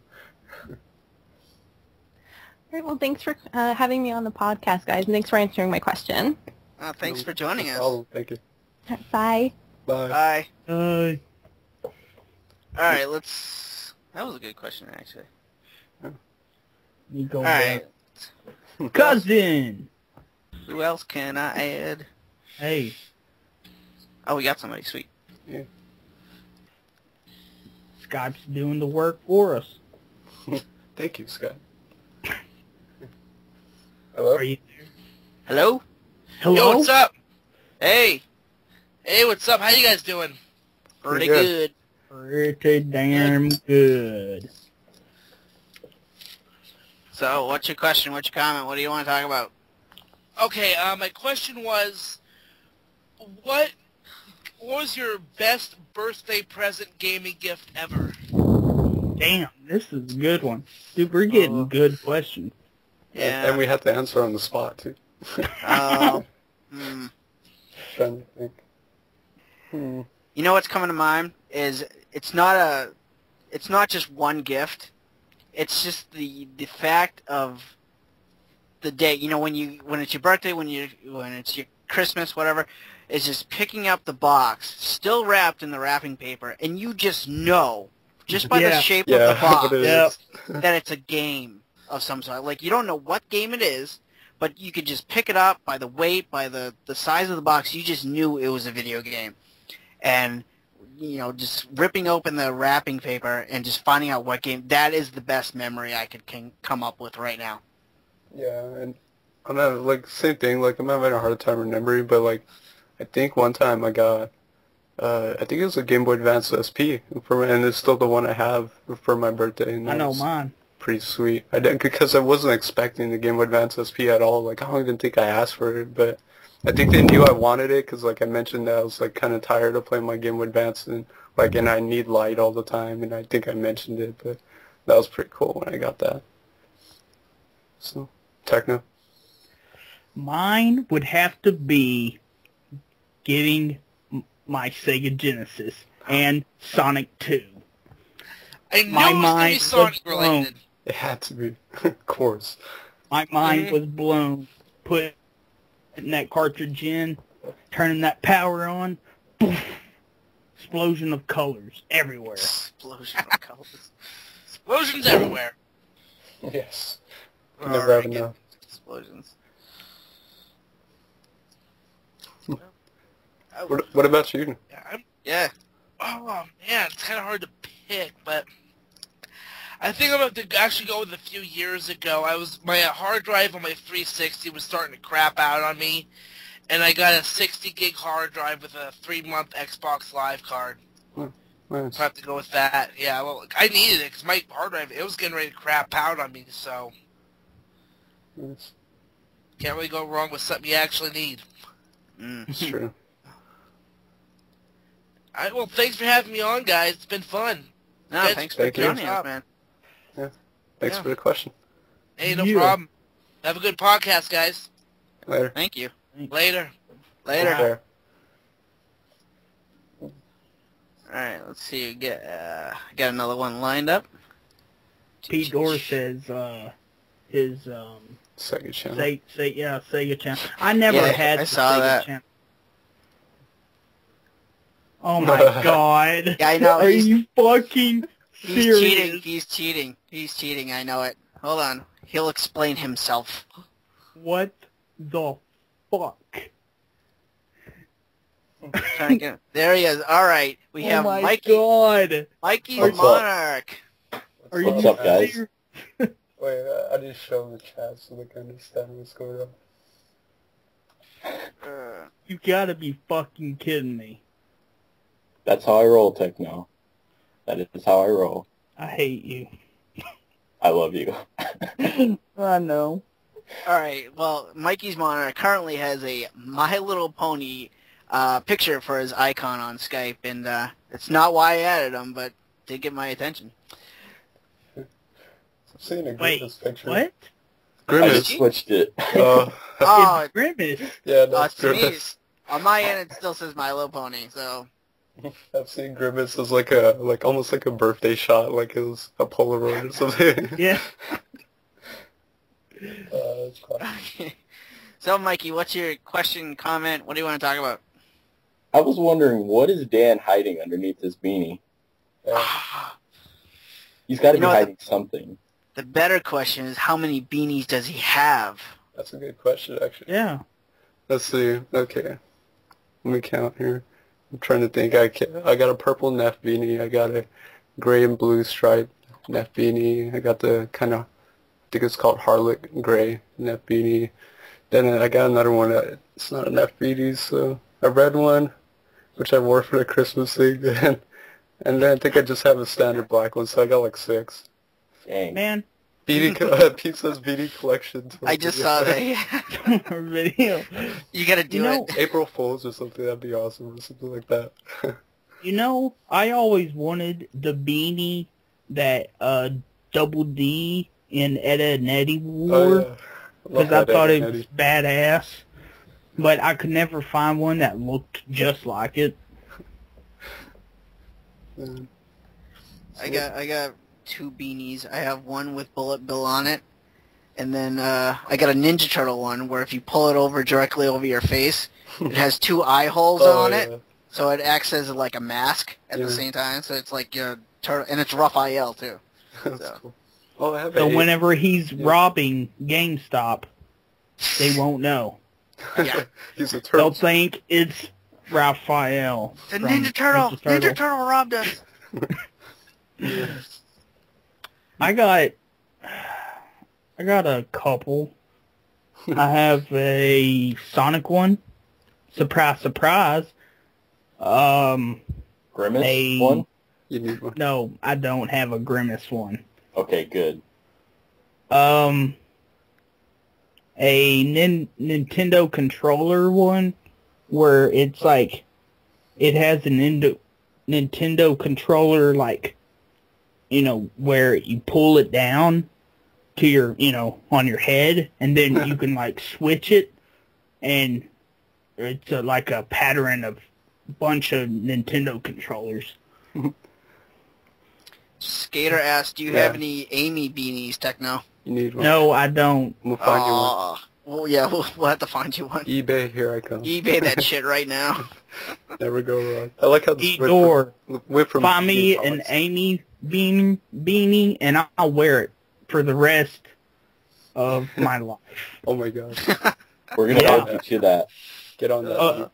I'll wear it for every video I do. I would love to see that. Yes. Watch there actually be like an official Sega license saying Oh. you need here. Pete's on it right now. It's on it right now, yeah. We're screwed if there actually isn't. I don't. Okay, so We have 24 witnesses. 20. Oh, man. let's Oh, go wait. to Beanie Talk. He gave me a link. Hold on. Pete Okay. just gave me a link. Well, You're is it screwed. Pete? Oh my god! It's actually, yeah, here it is. I'll link You it got to a you link? guys. Oh, my God. It's actually an Amy beanie cosplay hat. Fleece hat, yeah. Oh Check my! that. Oh no, not that one! You got to be shit. No, you gotta Dude, wear that. You the gotta buy corpse. that. Okay, for people who much are in is- the chat right now, this is basically picture the top of Amy's head Yeah, with the I know what it is. and just explaining it to the people in the chat, but basically picture Amy's head, but just cut out the face and just put Techno's face in there. That'll be exactly what he'll be wearing. Here's the bandit, the hair piece Fuck in you, it. Pete. Damn it! I totally forgot about that type of hat. That was awesome. When's your birthday, Techno? Oh, Bye. he sent August me, 14th. you just sent me another one. There's only 3 available. I gotta buy it soon. Well, the second now? one, there's 6 available for this new one. Sweet. God damn, so many fucking... Oh, God damn it. I hate you, Pete. Of course, Pete. Fine. Wait, I'm gonna have to add that to my watch list. see? It says for ages 10 and up. Yeah, you gotta buy it, dude. I'm serious. You're over 10. You can buy it. Sonic plush hat. That's awesome. I'd rather have just not the one with their eyes. Just the quills. That's amazing. So buy that for me. Well, No, you buy it. trust me, He's gonna buy it for me for my birthday. I'm gonna keep that in mind. I'm not serious. Like, if you find some random package on your birthday, you have to open it. And then it'll have a letter that says, remember what you said. You have to wear this for every video from now on. Yes. It'd be like your trademark, Yeah, like my beanie, except you have an Amy beanie. Yeah. Dan wears the beanie. I wear my Quick Free shirt, and you gotta wear the Amy headpiece. Fuck. Damn you, Pete. It's all Pete's. It's all my fault. It is. You saying bring it that upon to Pete. yourself. Yeah, I did, and I just. God, I totally forgot that they had hats like that. So the Oh my God. Sainted Magnus show says get a Tails hat. Yeah. Get a tails hat? Yeah. I think Amy's a little more embarrassing, but Yeah. Now I want to see Techno cosplay Amy. Down the No, line. I'm not cosplaying. I'm no. We No. don't want to ruin the character. Come on now. We don't want to scare There little was kids. nothing All to that. ruin. It was already ruined to begin with. So, this beanie talk, I think we had a question. Yeah, you didn't even answer the question. What is under your beanie? Come on, there's got to be something. Tales of Vesperia, what? Doesn't What's fit. it? If I No, could, his fit it, I would. beanie grants some powers. Yeah. Supernatural powers. Just soothing voice power. The Uncharted I would- epicness power. Pegasus, I am not going to dress as Amy, so don't be alarmed. You guys. Okay, Pete just sent me another. Oh my God, not another my- Pete! No. Jesus! Pete Okay, is on a roll. He just sent me the Amy the Hedgehog dress. Oh my god. Check Fuck. this out. Oh my It God! comes. It's the Six dress. available. It Oh even. my god. Oh It my comes God! with the dress. It comes with the gloves, and it comes with a little hat. Oh my This would complete your cosplay, Techno. god. Good. I'm That's it, you're good. no, dude. There's Already only one have, available. Yeah, only one available. Techno, I'm not fucking Get on that. spending that much money for something I could probably make. Techno, you just told me before the podcast you spent $350 on a Green Ranger cosplay costume. There's no reason why you cannot buy this Amy cosplay costume. You need it. Or else I'll be pissed. And Pegasus says I'm hiding stadium events under my beanie. It's true. I keep it with me at all times. It's my most coveted possession.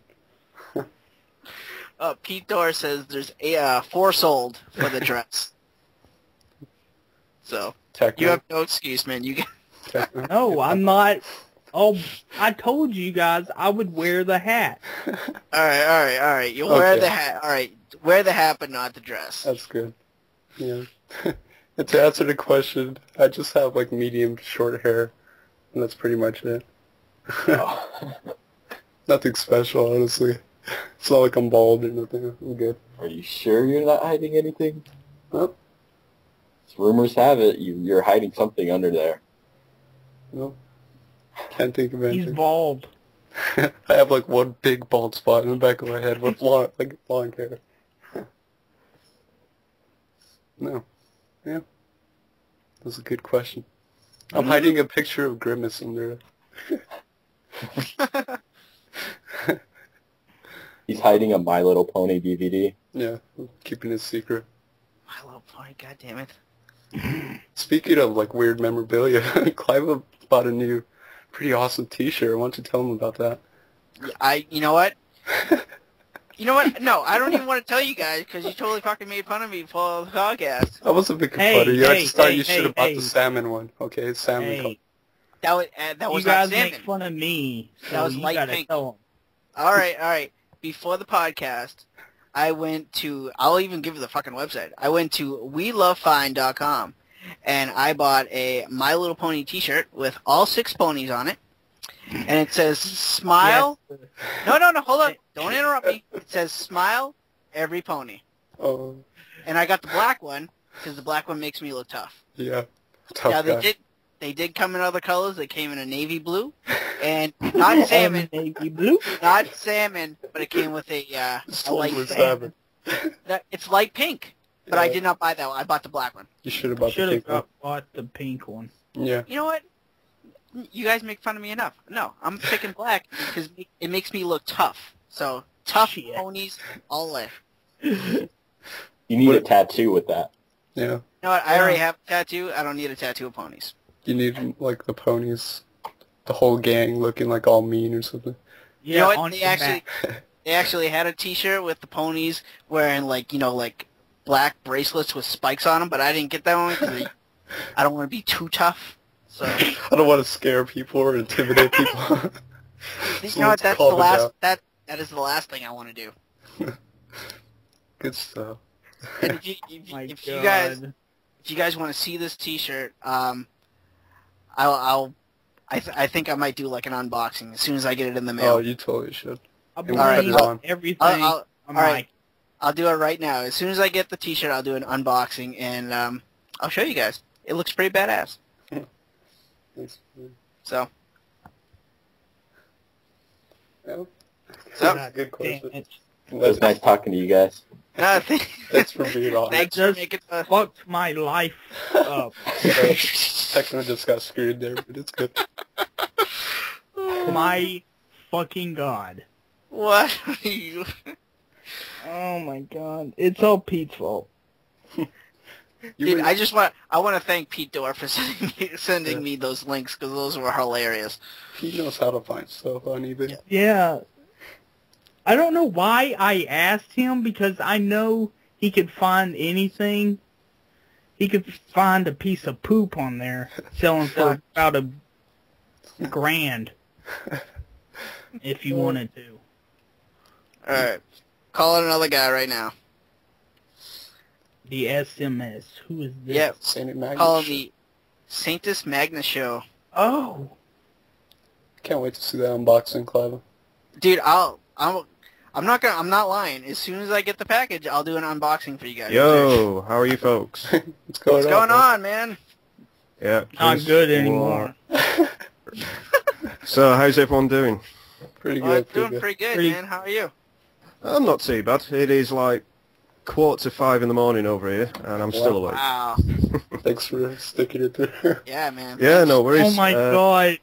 Well, first of all, I'd have to tell you guys, damn you, because you've got me into podcasts. So I listened to about 4 or 5 podcasts since listening to this one. That's awesome. That's nothing, man. I listen to 18 podcasts a week. Yeah. Jesus. One of them's about My Little Ponies, too. You know what? It is. It is. It is. Oh, I've said this before. I've said it before, and I'm not ashamed. I have. So. Right. Well, just going to jump straight into my questions. I have a couple for you. So, my first All right. one: quick time events in games. Do you think they are needed?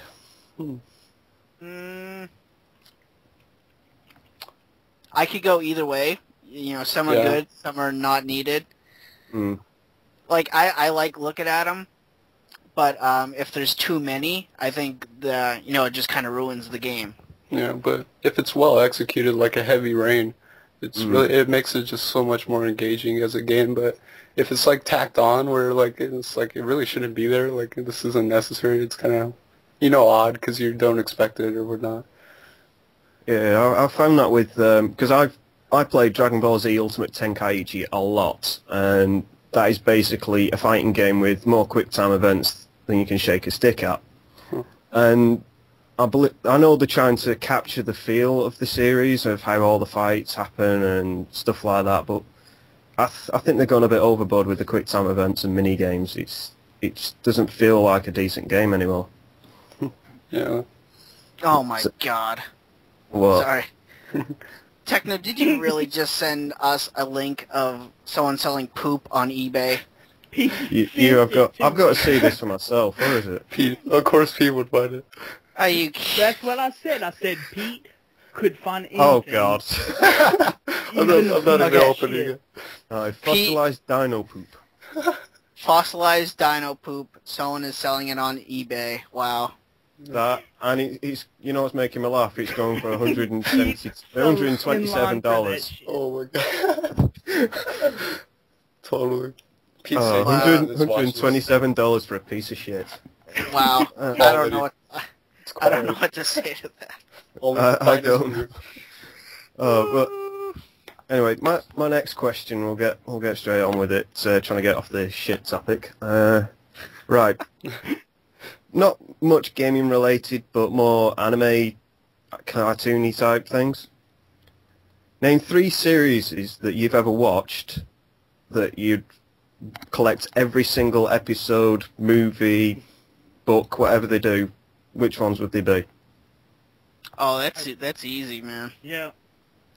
I have every single. These are on DVD. I have every single episode and movie of Dragon Ball, Dragon Ball Z, and Dragon Ball GT. That's my goal for this year as well. Yeah, we're talking like 300, maybe 400 episodes. I have them all on DVD. There's 157 or 58 episodes of Dragon Ball. 291 Dragon Ball Z, and I think just under 70 episodes of Dragon Ball GT. And then there's like 4 movies for Dragon Ball, 13 movies for Z, yep. For Z with 2 TV specials, or 3 TV specials. And then there's only 1 for GT, which is a shame. I believe they have 1 movie and 1 TV special for GT. I would have liked to have seen more of Goku Jr., try and do a bit more of his training and stuff like that. I think that would have worked quite well, but what they did with GT was just blah at best. GT was okay. The only thing that was kind of like lame was Goku being a little kid. That was kind of lame, but when he turned Super Saiyan level 4, oh, I fucking love that. That was amazing. It's one of those, it's like, yes, he's going to beat Baby, and then Baby turns into that bloody golden ape thing, and it's like, yeah, he's getting a bit over top now. Yeah, you guys, Dragon Ball Z is my favorite anime of all time. Ditto. So, but two other ones I really like. I'm sorry, I didn't mean to interrupt. No, go on. I'll just name a couple other animes I have on DVD. I got Pokemon. I do have Sailor Moon. That's actually surprisingly good. I like Sailor Moon was one of my first animes I ever kind of fell in love with. Same with Ronin Warriors. I like Ronin Warriors. I got the entire Gundam Wing. I got Gundam Wing. Let's see. I got Full Metal Alchemist. I got Bubblegum Crisis 2040. I just recently finished Burst Angel last night. I got the entire series of that. I got a lot of anime. I'm totally into anime. See, I didn't know that. What? Oh, there you go. Yeah, You you were in ask different anime. non-gaming related questions, you learn this stuff. Yeah, like anime was.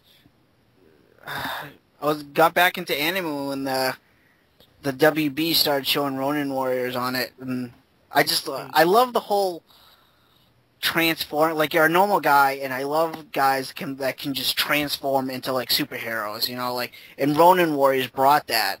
You know, and then Sailor Moon brought that, which is basically the same anime, but you know, one's more for girls and one more for boys. But I watch them both; they're great. Well, the way I see Sailor Moon, it was like anime Power Rangers for girls, because they all had their own little powers and stuff like that. And it was actually quite interesting, because my ex-girlfriend was absolutely fixated with it. And I remember buying a soundtrack from Japan, and it cost me near enough 140 quid to get it shipped over here, because then there was import charges as well. Wow. So our country likes to screw us on the taxes over here. Yeah. For me, animes, well, currently I'm collecting the Dragon Ball lot, the whole sagas, all box sets I can get my hands on. Trying to get them on DVD. Ones I do want to collect are the Gundam ones, because Gundam's just awesome. And probably get hold of the Tenchi series. Tenchi's good. Tenchi Muyo, I think it was called. It was the first one. So I've got to try and track all them down and get them bought. Another one that just popped in my head that's really good is Neon Genesis Evangelion. Yeah. Evangelion, in my opinion, yeah, it's good once all the action kicks off, but it's just a lot of waiting around and plot. It is, but you know, it's just one of those animes I really enjoy. Macross. Yeah, that was a good one. I love Macross. I'm currently watching Macross 2 on Netflix, and it is just fantastic. Works really well. You watch yeah. Well, for me, like the only thing that comes to mind I have like box sets for is the original Ninja Turtles TV show. You know, where they have like the pizza box for it and all that. It's pretty cool how it was presented. Yeah. I think that got a bit convoluted though. They didn't keep it all. Yeah. You know, they didn't keep the box sets all all nice and neat for collection purposes. It kind of got a bit mad. Yeah. And over here, we didn't. It wasn't called the Ninja Turtles. It was called the Hero Turtles. I'm like, yeah, because wasn't like the word ninja, like ninjas were banned or something. Like I know Michelangelo's nunchucks were replaced with the grappling hook. That's why if you watch Ninja Turtles, like season like 4 or 5, Michelangelo stopped using the nunchucks because they were banned. Yeah, and then when they did like the remakes of some of them, he was just using his basic fists. Like everyone else had a weapon, but he was just basically going in there head first and beating the hell out of them. It's weird because you got Leonardo and Raphael with bladed weapons, but Michelangelo, his weapons get banned, and he uses nunchucks. I don't understand that. But piece of wood. Yeah, piece of wood. But yeah, that's why Michelangelo, his weapon got taken away or replaced, like in like season 4 or 5. Yeah, which is a shame. Yeah. Yeah. I like. I remember all the action figures he got. Oh, good. I remember all the action figures. They all had all the weapons and the little weapon racks and stuff like that. Oh yeah. Yeah, I still have. I got those hanging on my wall actually right now. So you got your own little Ninja Turtles weapon racks. That's cool. Yeah. Yeah, I've started getting a shelf like your game room at the moment because I've got like half a shelf full of Dragon Ball stuff, and I've got plans to get more. I don't know where I'm going to put it all. Now, who's your favorite Dragon Ball character? Favorite good guy, I'd have to go with Super Saiyan Form 2 Goku when he was fighting Vegeta, because that was his best form ever. If I had to go for bad guy, well, it's easy, Broly. Because some of the fights on that, he owned 4 Super Saiyans and Piccolo, and still had enough power to take on Goku. Yeah. See, I would have to go with Goku as my favorite hero, but for villain, I would have to go with Boo. I just thought he was hilarious. Oh yeah. Which Boo though? Because like fire. Kid Boo. No, the fat one where he's like, I like chocolate. I kill you, Dad. Yeah, exactly. I love that. Like he was a little kid and he was just like, I like, and he would just turn you into chocolate and fucking eat you. My favourite cheese character, well, he was a cool character at the beginning, then he went into the whole cheese mode, and that's Yamcha. Because he was like, in Dragon Ball, he was actually kind of cool, and then at the beginning of Z, you know, he was pretty cool then. Then as soon as they brought him back from the dead, that was it. He just went down the hill, in my opinion. Which is a shame, because he was a real good character in the original series. Yep. But anyway, right, I'll get off so somebody else can join in. So, cool. anyway, Thanks for joining us, man. yeah, thanks for the call.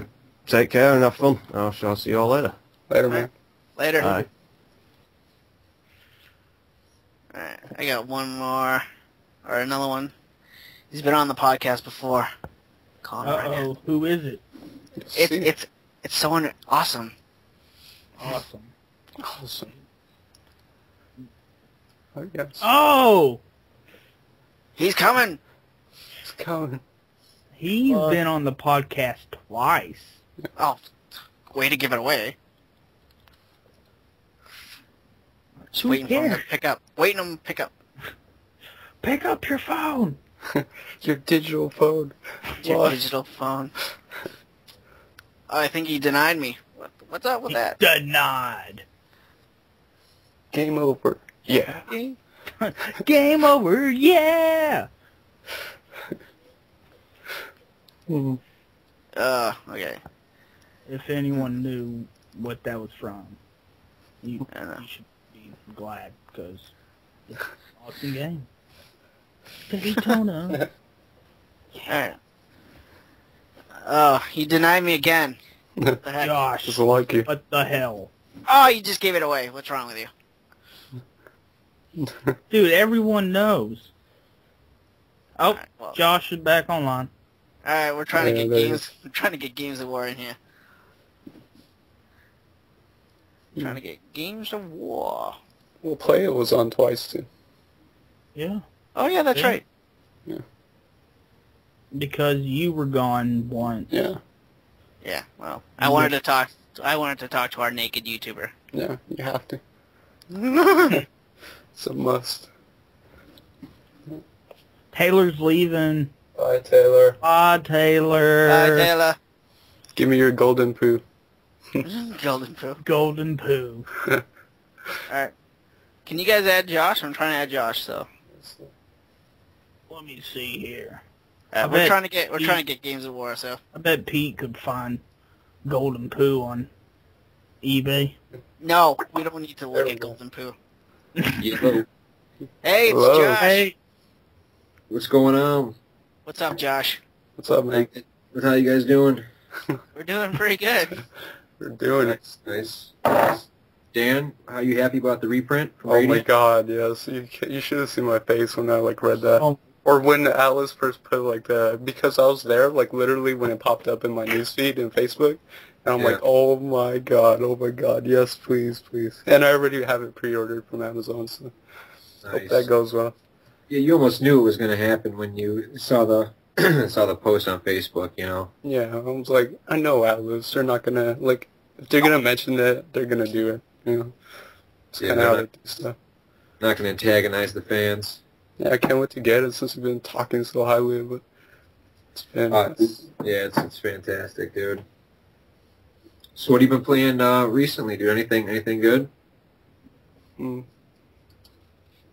Like I said, I was trying to finish Final Fantasy 13 since I'm 50 hours in and making progress in that. And I just picked up the third birthday, played some of that, you know. Oh yeah, I heard you saying that. What you liking that? I think it's okay. I'm really mixed on it. There's some control issues that really bother me, but what it does on the PSP is absolutely amazing, graphics-wise. Yeah. The sheer scope of it is really impressive. For sure. Yeah, I'm really enjoying the Vita, I must say. Nice. What'd you get for it? Well, we took advantage of that buy two get one free. We got Uncharted, Wipeout. What else? The Army Corps. Oh, yeah. How was that? Oh, It's pretty cool. I've just been playing it. Just not too much time into it, but it's pretty cool so far. It reminds me a little bit of like Overlord, or kind of like Pikmin or something. It's pretty sweet though. Nice and over the top. Are you guys going to get one, or anybody interested in it, or what? I want to get a Vita for the Uncharted game and for the Street Fighter Cross Tekken game. Yeah. I definitely want one. I'm just kind of like hoping for a price drop, and I'm kind of waiting for more games to come in. Like I want some more RPGs for the system, but there are some games that have me interested. Like I don't know if you played it yet, or when it comes out, but Gravity Days or whatever it's called, the one with like the touchscreen mechanic and you just kind of like flip all over the place. That looks really impressive and gorgeous too. So Yeah, the Gravity Days. I think I played that in Best Buy. nice. How did you like it? Yeah, but it was awesome, dude. It was sweet. I thought it was a launch title, but I know, I thought so too. guess not. But I'm just really impressed with the system as a whole. I mean, it's sexy. It feels comfortable in the hands. You don't get the claw hands, like when I played the 3DS for a long time, my hands kind of like claw up and it. I know what you're talking about too. Yeah, but Play a lot of Mario Kart and oh my god, your hands would be cramping after a while. I ended up finishing the Resident Evil on it, and it was sweet. And that's an extremely impressive game because that's like the first game to come along that really shows like the potential the 3DS has. Like all these other games are like barely even tapping into the system, and it's good to see like the actual capabilities it has. It's really impressive. Yeah, and I like how you can go into the options and crank up the 3D. Yeah, very strong. Yeah. Love that. That was sweet. The end's really good. The end is, it picks up steam, and one thing I liked about the Resident Evil was it was one that I could actually, like, I could follow along with the story. It wasn't like confusing or like you didn't really know what was going on. It was like really streamlined story. When I liked the episodes, the episodic nature, and I thought it was all put together really cool. Nice. What are some of your like favorite features for the Vita? I would have to say the design. The two analogs feel real nice. I really am enjoying the back trackpad for that little Deviance. I played that. It was cool. The touchscreen works really well. I like how it has the trophies.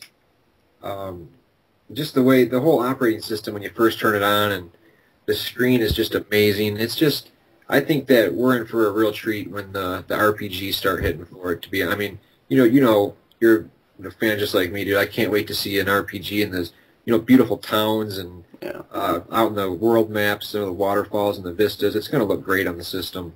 Yeah, that's totally what I'm waiting for, because like that's why I say I'm gonna eventually have one, because I know companies like Xseed and Atlas, once they start jumping on the bandwagon with the system, it's gonna be amazing. And yeah, Persona 4 to Golden, that should be a pretty cool one.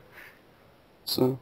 Yeah, and they're gonna be supporting it fully. You know what I mean? Because I mean, like you said earlier, the PSP is just it's got such a diverse library of the JRPGs and all the different kinds of games that came out for it. They're gonna continue full steam ahead with the Vita. Yeah, that has me excited. So what? I heard you talking briefly about it. Did you mention what other games are on the top of your list for the PSP? Like some of the RPGs that you still need to get? I still need Hexy's Force. Hexy's Force is kind of killing me right now. I really want that because I know it's by Sting, and I love Sting for the Department of Heaven series.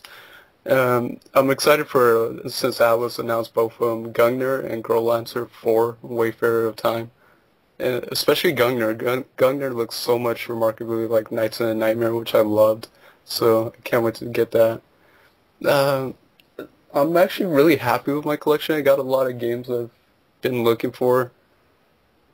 So I think it is just like the biggest one that sticks out to me right now is Hexy's Force for the PSP. I really want that. Now, did you import Tales of Eternia? Do you have that one? No, and that's one I need to. What is that game specifically? Like I've heard it, but like I heard it's like a remake or something? Or... I believe it's Tales of Destiny 2. Yeah, something like that. Something like that. Remember Zero? Shout out to Zero. Remember him mentioning it? He mentioned, I believe it was Tales of Destiny 2. And then I see in the chat that Vanillaware game. I cannot wait for that Dragon's Crown. Oh yeah, that's a good one too. That's on the PS3 too. Oh yeah, I can't. That's gonna look awesome. So I was such a huge fan of like the Odin Sphere and what was the other one? Muramasa. Yeah, Muramasa. Oh yeah. And great games. Yeah. Did you ever play Puzzle Quest or Dragoneer's Aria? I played Puzzle Quest on the Xbox Live Arcade. I still have it. That was an interesting game. Like, it was. I know they got more in depth with it, but it was just kind of interesting. Just like the mechanics of it with the light RPG elements and like the simple puzzle mechanics seem to work fairly well. And I know they started to get more involved as they went along. But Dragoneer's Aria is one I'm still interested in too. That's a pretty good one. The reviews obviously trashed it. Of course. And but I mean, I liked it a lot. And the same with the other one. What was the other one they made? It was like the traditional RPG on the PSP, Blade Dancer. Mm-hmm. Yeah, that was pretty good too. Blade Dancer was a good game. Nice. So I got a question. Shoot. How is Asura's Wrath? Oh man, don't even get me started. that game, like it's amazing. Points already. Yeah, Points already finished it. Zach beat it earlier. The art style looks like something out of Street Fighter 4. It's got like the dark black outlines around the characters, and it's a totally. I don't know why they would release that demo that they released because that's a bad way to judge the game. Yeah, I didn't care for the demo at all. Horrible way to judge the game. Yeah, it's like everybody, you release that and everybody's like, oh, it's a QTE fest, and there are QTEs in it, but it's almost like saying that Heavy Rain's a QTE fest. Yeah. You know what I mean? It's done pretty well too because it's like a music rhythm game sort of where you get like a timing, so like you can time it really well and get like an excellent rank and stuff like that. Yeah, it's the way the QTEs are put into the action. It's almost like on screen what you're seeing, you're going to mimic that movement on the controller, and the QTEs obviously make up a small part of the game that goes into the story, and it's just such a story-driven game, and like Asura himself like rivals Kratos for just being a badass, and like beat 'em up controls are excellent. That's a strong game of the year so far. I'm not gonna at the end of the year I'm still gonna look back on that finally. That's an amazing game. I really enjoyed it. Yeah, I heard like almost like a good way to describe it is like God of War mixed with Panzer Dragoon and like quick time events. Like there's like Panzer Dragoon like events where it's like shooting mechanics, which is like the first time I saw that I thought of Panzer Dragoon, and then the like battle scenes just reminded me of God of War. But more than anything, the cutscenes, oh my god, they're so impressive. Like they're so over the top, and it's just executed so well. It's amazing. Yeah, it tells an amazing story, and it's not like Bayonetta to where it's like so over the top and crazy Japanese. It's over the top, but it's over the top to enforce the storyline that it's trying to tell. And I fell in love with the game. I really enjoyed it. Capcom, they've for every fumbling or misstep they've had, pissing off the fans, coming through with games like this is why I've loved Capcom since the NES days. And they keep doing games like this. Hopefully Dragon's Dogma turns out really well, and they'll have no problem shaking that negative aura that's around them. But yeah, an amazing game for sure. Are you gonna get that that DLC where Ryu is added to Asura's Wrath? Yeah, I will get anything they release for that game. I will get. I went up to GameStop the other day and like haggled my way into getting the art book that you only got if you pre-ordered the game, and some great artwork in that book. And but I wanted to ask you guys, what was it?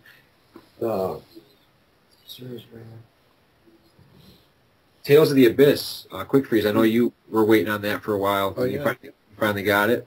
It's Amazon digging your under. After battling with okay, here's the story that I went through. I pre-ordered Tales of the Abyss 3 weeks before it came out, and the day it came out, I got like an email from Amazon saying it's been delayed. So I'm like, okay, fine, whatever. And then I kept getting emails from Amazon saying it was going to be delayed the game, and I'm like, dude, come on, this is ridiculous. I can go to GameStop right now and pick up the game. I don't want to get into it because long story, but I ended up calling them and just totally Bitching. Yeah, exactly. Totally bitching to this poor guy on the other side of the phone. Like, where's my game? This is bullshit, blah, blah, blah. But what ended up happening is, I ended up, yeah, I totally scared him, I swear. But no, I ended up going to GameStop, buying Tales of Abyss, and then as soon as I got home, I get an email from Amazon saying order shipped. my order shipped the same day that I totally bitched at this guy, and like, I felt bad, yelling at this guy, but I'm like, dude, come on, it's been like delayed 3 times. You cannot delay this game when like GameStop has it fully in stock. But so yeah, I'm gonna end up with 2 copies of the game. I already promised one to a friend of mine, so I'm gonna make my money back on one of them. So, but I put about an hour into it so far, and I made it to maybe like the first village where like they accuse you of stealing an apple. Yeah. I don't want to get too far into it. Yeah, I don't want to get too far into it for people who are playing the game, but I'm in the first city where they accuse me of stealing an apple, and that's as far as I'm going to tell you guys. So Now, listening to, okay, there was a bunch of reviews that had come out before the game came out, like totally criticizing the 3D, saying it was horrible. I popped the game in, and it looks fine to me, man. That's the thing I wanted most on the 3DS was a 3D RPG with towns or world map. And that's what I got, and I don't see any fault with the 3D. I think it looks fine to me, what I have to say about that is I'm playing it in 2D, and I'm saying that because when I turn on the 3D, the text bubbles, they really pop out, yes. But when you look at the character that those text bubbles belong to, it's out of focus, like it hurts my eyes, it really does. So like I've been playing that game in 2D, and it still looks really great. Yeah. So. Yeah, it's still a good-looking game. But I mean, the 3D doesn't bother me one bit. I think it looks pretty good. I don't know, but I guess my eyes have strength and power. Yeah, I bet you if I got it, I'd probably like it. I've liked like all the 3D in all my games basically, and I play it like on max, all the time. So. For sure. That's why I bought the damn system. I know. It's the gimmick of the system. That's what I bought it for. I'm gonna use it. That's the thing. Like, do you guys play most of your games in 3D? It depends. Like, Mario Kart 7 is the only one where I turn off the 2D, like, when I'm playing, like, online. But if I'm casually playing Mario Kart, I'll play it in 3D. But everything else I play in 3D. Because I have about 12 games, and the only one I've played fully in 3D is the Ocarina of Time. All the other ones I play in 2D, because the 3D, it really does hurt my eyes, and it gives me a headache. So, yeah. But that's just me. Obviously you guys are not having any issues with the 3D, which is great. The first time, or whenever I bought the 3DS, first time I played it, I got a huge headache. But after that, I haven't had a headache. Get used to it. Yeah. Techno, how do you like Sonic Generations? I saw that you received the game on the 3DS. What do you think of that? It's amazing. Nice. Yeah.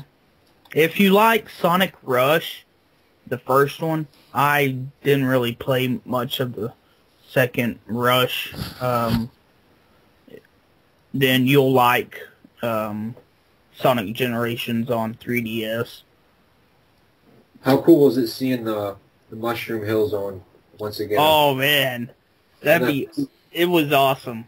I still wish they had Flying Battery though, but Mushroom Hill, it's good enough. I would have liked to see some Sonic CD love in there for sure. Stardust Speedway. I was really hoping, but I guess it is what it is. So, you're telling me I need to buy Ashura's Wrath? I don't think you'll be disappointed, dude. I really don't. I mean, like a lot of people, I saw the demo and I was like, whoa, this is. I mean, they just throw you into the middle of a boss battle in the middle of QTEs, and it's tough to get a good feel for the game. But I mean, the full game is just amazing. The storyline, the character himself is just such a cool character to play as, man. I think you'd really like it, dude. I mean, have you played the demo for Binary Domain yet? No, not yet. That's another one that I'm really hyped up for. That's Sega. You know, yeah. It's like a third-person shooter with some light RPG elements to where your squad, like, adjusts and alters their views and stuff to the way you lead them. And for me, what I'm so excited about that game is that it's a third-person shooter, but you're shooting cyborgs and robots and stuff, and each bullet, you know, does damage, like specific damage. You're going to see these bullets hit the cyborgs, and you're going to see chunks of steel flying out. Oh, man. And their main goal is to kill you, so even if you blow off their legs, they're going to be like pulling themselves across the floor trying to get you.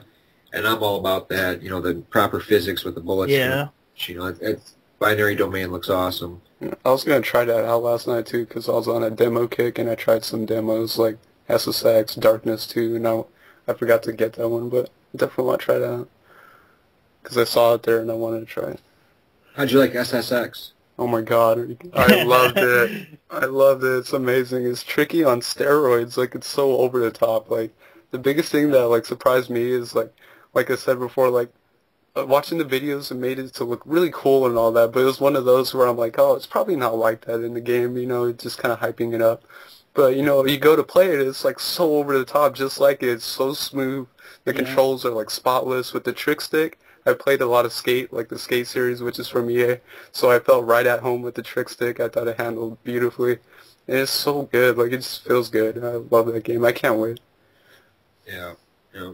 And the leaderboards are going to make it, like, really competitive, because you can, with the writer net, you can see, like, your friends, and, like, so-and-so just got a gold medal on this event, and so-and-so just scored this amount of points, and you see your rankings, so that's going to be a really fun, competitive aspect. For sure. For sure. Are you guys digging Twisted Metal? I haven't tried it out. Yeah, I haven't tried it out. Okay. Oh, yeah. Yeah, I'm really enjoying Twisted Metal. I think it's a lot of fun. Story mode is insanely dark and violent. Yeah, I heard that. It's disturbing. That's what the M ratings were, after all. Yeah, definitely. It's definitely earned its rating. But yeah, I'm enjoying that one. Weren't the older ones? Oh my god. Okay. Yes. Weren't the other Twisted Metals like the older ones on PS1 like rated T? Yeah. Yeah. Yeah. God damn it. I remember the first Twisted Metal in my EGM, 1995. Twisted Metal beat out Chrono Trigger for Game of the Year. Really? That's weird. Yeah. Isn't it funny? I mean, you think back. I mean, Twisted Metal is still a classic, but is it held in the same regard as Chrono Trigger? Not really. Yeah, probably not. You know, it hasn't aged well, I don't think. No. Those early polygonal graphics, I don't care what anybody says. I'm looking back, it just can't compete with the beautiful 2D. You know, it can't compete. Yeah. Yeah, and that was the whole draw and difference between the Sega Saturn and the PlayStation itself. You know, PlayStation was going for 3D, whereas Saturn was trying to stay true to the really beautiful 2D sprite work and all that. Yeah, because Sony was saying 2D's dead, and didn't want a, you know... They got pissed off for Nintendo. They got pissed off at Capcom for putting Mega Man 8 and it being a 2D game. Yeah. Yeah. So they, you know, asked them to do a 3D game, and that's where Legends came from. Yeah, and at the time, Sony pretty much shut Working Designs down, you know, giving them a real hard time with their RPGs, telling them that 2D was dead, you know, trying to take their games and put them all together into one package, like the Girl Answer, and trying to sell it as one game. It's really ruined them. You know, horrible outlook. And they, you know, they were like, hey, we can just bring these games over by ourselves without having to have another company do it. Yeah. It was a bad time to be a 2D game fan in those mid-90s there. You know. Yeah.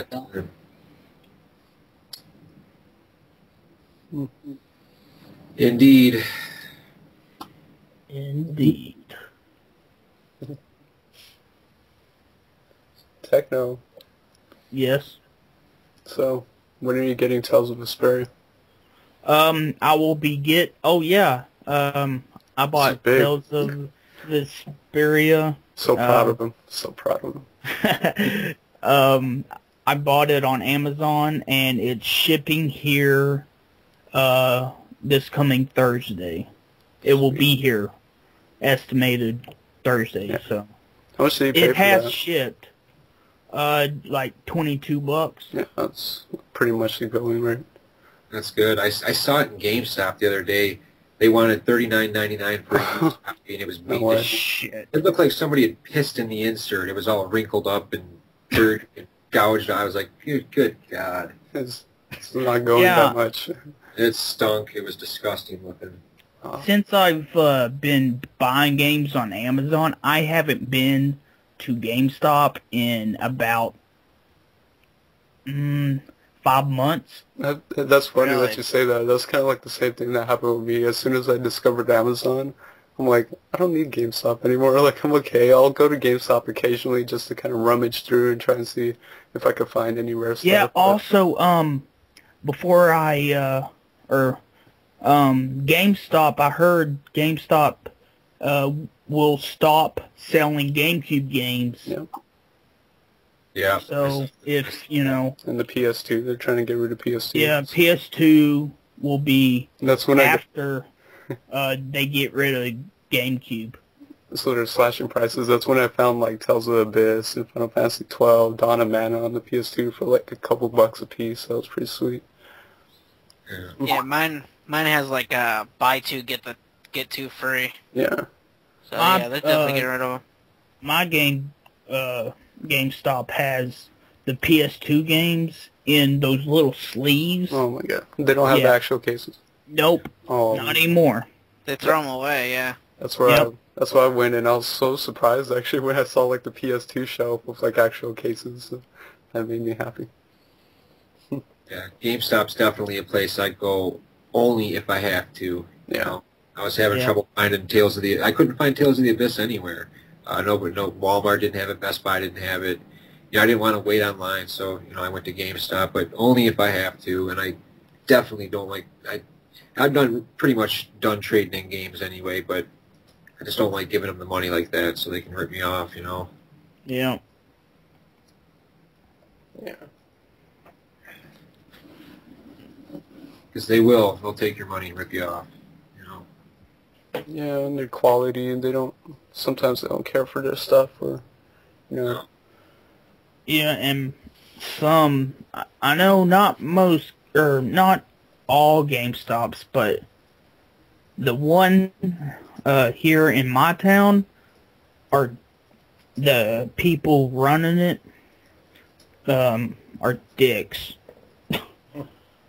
Like, I'm talking, like, I went, whenever, Sonic Generations launched, and I was like, I was talking to the guy that, sold me it, and I was, was like, yeah, I can't, I talked about, to him about, like, how Europe got the collector's edition, and how pissed off I was because we didn't get it, and he like just act like you're playing a Sonic game, you should be playing some Call of Duty.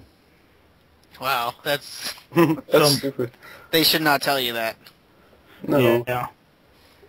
It's kind of funny though, like where I went, it's like a GameStop inside of a mall, and it's really small GameStop, like it's not a big GameStop. But oh yeah, we have one of those too, the mall ones. Yeah.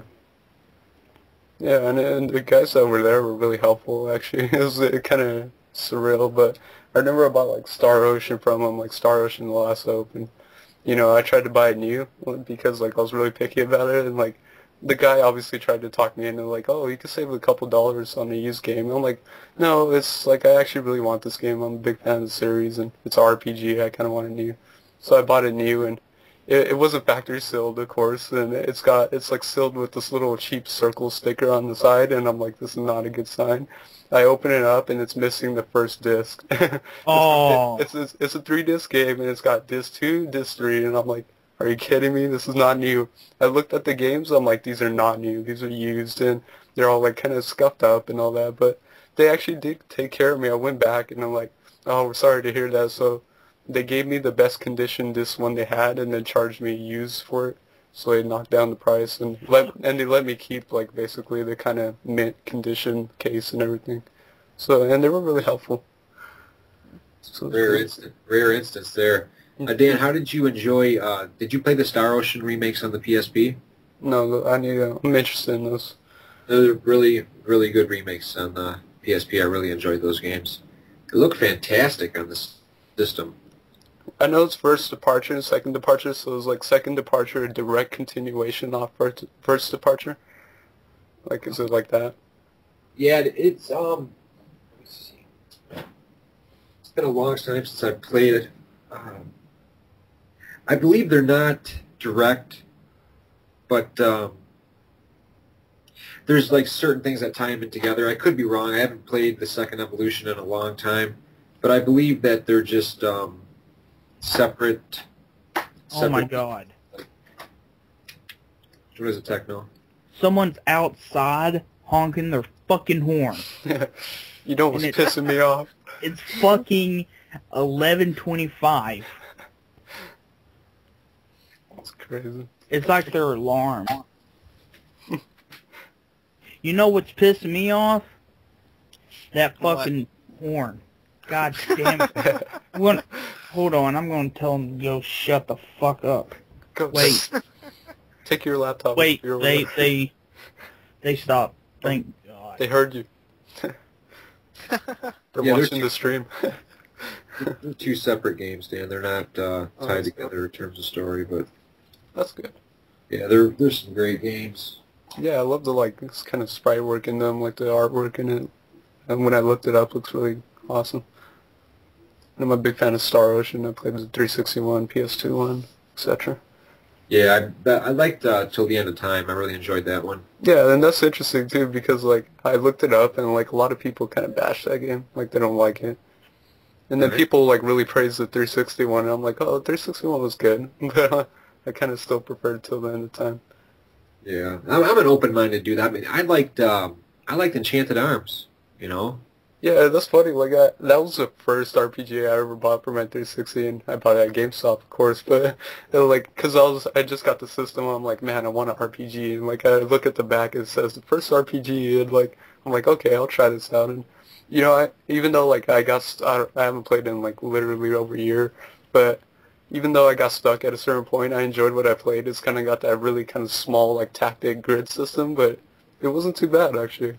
And I know people hammered that game. Yeah, they did. There was one character that I didn't really care for. I'm sure you know which one I'm talking about in the beginning. Yeah. But the battle system was great. The kind of a mixture of strategy and real, the turn-based with the grid. I thought it was pretty cool, and all the different monsters you collected and had them fight with you. That was cool. It was cool. So out of Blue Dragon, Lost Odyssey, Infinite Undiscovery, Last Remnant, Magna Carta 2, the kind of earlier on in the Xbox when, the system was actually getting RPGs and exclusives and that, which did you enjoy the most out of the first batch there? Well, I have a couple of them, and I have Infinite Undiscovery, I haven't played it yet. And I picked up Blue Dragon for cheap, but Lost Odyssey is really, really impressive game from Miss Walker. It showed the early on support that the 360 had, and sadly that kind of Microsoft pushed away that support. And now it's just not the same anymore. They pushed away companies like Miss Walker and kind of Enix sort of, and it's kind of sad to think because if they would have kept that collaboration, you just think of all the awesome games we could have had for the 360. It went back to Xbox One, pretty much. Yeah. Because the only RPG I know, or actually, is like Knights of the Old Republic 1 and 2, and that, goddamn, what's it called? I can't remember. Was it Sudeki? I actually don't know that one, but it was one that everyone was talking about. I know the RPGs. I think it started with the J. Not for sure. Did you guys play Sudeki? That was like, I remember familiar. It was kind of a big deal. They were like kind of hyping it as first Japanese RPG on the Xbox, I believe, and it was kind of generic. I remember playing it, and it was okay, but I'd have to play it again to refresh my memory. But Sudeki, yeah, it was a JRPG for the Xbox, and I don't think it went too well received. That's for sure. But it's cheap now. You can get it for dirt cheap. Yeah. I'm actually thinking about picking that back up, as a matter of fact. On the original Xbox, did you guys ever play a game called Circus Maximus? Nope. It was like a chariot, like a chariot racing game. Oh. Yeah. It's Jade Empire. Jade Empire. Okay. That was a good one. Yeah, that's a great game. Definitely. The BioWare magic there. That was good. But yeah, the Circus Maximus is kind of it's a two-player game where one person can control the chariot and you're racing around, like, hitting the reins on the horse, and the second player is in the back of the carriage with the sword, like stabbing people as they try to come past you, and different weapons whipping people. That was a really cool two-player co-op experience. That was sweet. What about you, Clive? Didn't you? I think you loved Lost Odyssey. Dude, that is one of the greatest RPGs. Oh, what's going on? Techno. He's good. Yeah. Techno. Go on. All right. No, yeah, Lost Odyssey is one of the greatest RPGs I've ever played, and it's the only RPG that actually literally made me cry. Like, not because it really, like, there was one scene in the game that really got to me, and it actually broke me into tears. It was so, like, moving. Yeah. And if you guys have played the game, I'm pretty sure you guys know what scene I'm talking about. It's the scene where the twins' mother, when she's in the bed, and I don't want to give it away for people who haven't played the game, but something happens to the twins' mother. Oh my God. It really just got to me. It really made me cry. It was a very moving game, and I knew right then and there, this is a fantastic RPG. Yeah. I love the dream sections. Reading that, it's funny how just some text and the music playing in the background, the different visual images can like pull you into something, like that. It was crazy. I read a few of those. Some of those kind of got a little long and boring, but I did read a few of those. But it was more like the turn-based style and the actual main story that really made that game for me. The dream sequences, not so much. But I really enjoyed those. But the other games I played that you mentioned were Infinite Undiscovery and Enchanted Arms. Those are great games as well. Definitely. So. Yeah, Dan, if you get a chance, man, really check out... I really enjoyed Magna Carta 2. Yeah, that's honestly probably... And The Last Remnant. Those are like the last two RPGs I actually need for the 360. Like, I own a majority of them. So... Right. And Magna Carta has me extremely interested because of Bandai Namco publishing it, and tells of Asperia, so I'm a fan of that. Definitely. All right, well, I'm going to let you guys get on with it. I'm going to get back here and play some more Twisted Metal. But thanks a lot for having me on. I appreciate it. Yeah, man. Thanks for joining us. It's always great. Always fun talking to you guys. Yeah. All right, care, man. Later, fellas. See ya. All right, I'm going to try to add another person in here. Is Lost Odyssey pretty good? Yeah. It's fantastic, dude. Like I can't stress enough how great that game is. Like, it's It's what a Final Fantasy should be like. Yeah. And definitely, if you guys haven't checked out Josh's podcast that he's a part of, definitely. Yeah, go check out the cross-platform podcast. Those guys do really, really entertaining. Yeah. Yep.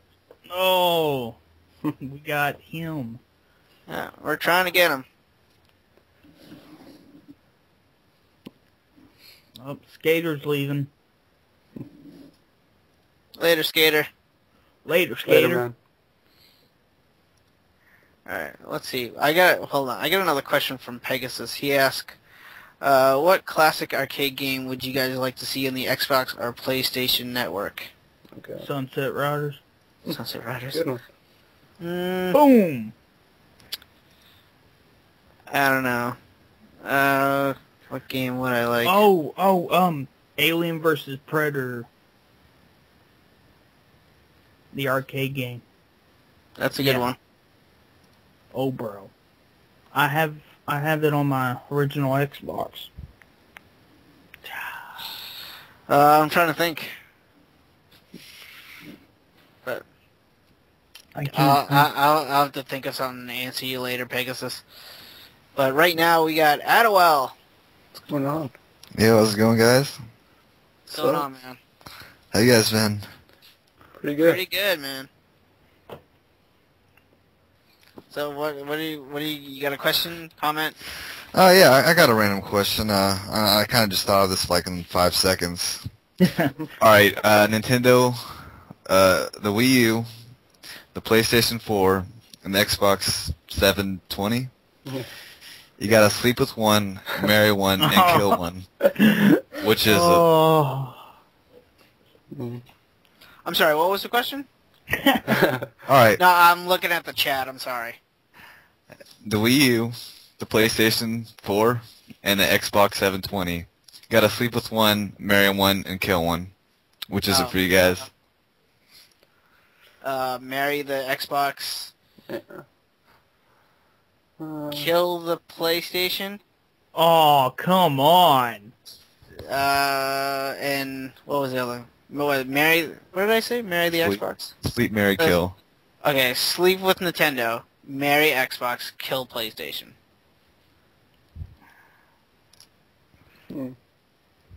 This is tough. Am I next? Yeah, you can go. Okay. Marry the PS4. Oh, man.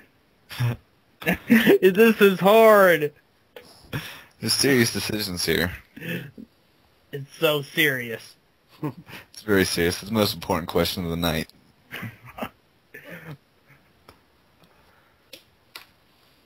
I'm gonna have to kill the 720. Sleep with the Wii U.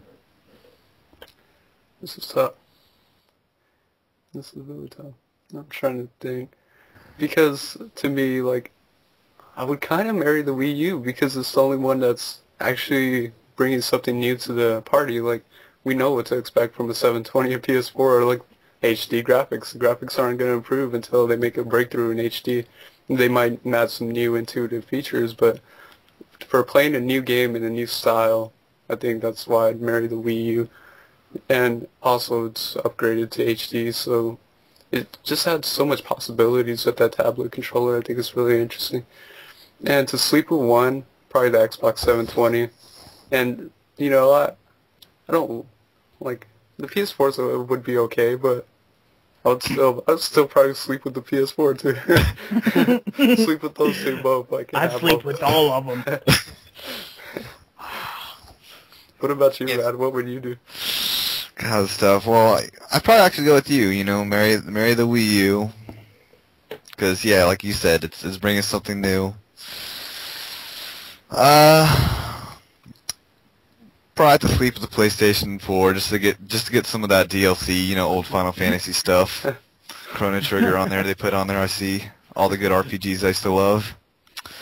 And I'd say it's sorry to Xbox. I love the system, but does it have Final Fantasy or Smash Brothers? Yeah. they need to start doing stuff like that, but they don't have that history. That's where Sony has the advantage. They have the history with the PlayStation 1 and all that.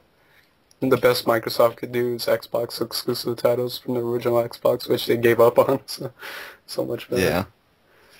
No, there's some good Xbox. I mean, I love like Fable and Gears of War. I think are both amazing. Yeah. This is coming from someone who hates current gen games. I don't play any of them really, unless something like really just blows my mind. Yeah. You know that's what? my question. Unless you guys want another question, I could think of one in like 5 seconds. If you got questions, man, ask them. All right, best gaming food. I want to hear it. Feud? Like, what do you mean? Food. Oh, food. Like to eat while Best. gaming? Eat while gaming. Assuming you don't got like a rare limited edition controller that you're using. Let's see. I don't usually try to eat food while I game, but recently I've been munching on the cracked pepper and sea salt potato chips. I don't know if you guys ever tried them. They're really good. Just like they add a lot of pepper to the potato chip. If you guys pick them up, I really recommend them. They're really good. But if you're asking for a drink too, usually like a Diet Pepsi. That's interesting. Yeah. Flat Pepsi?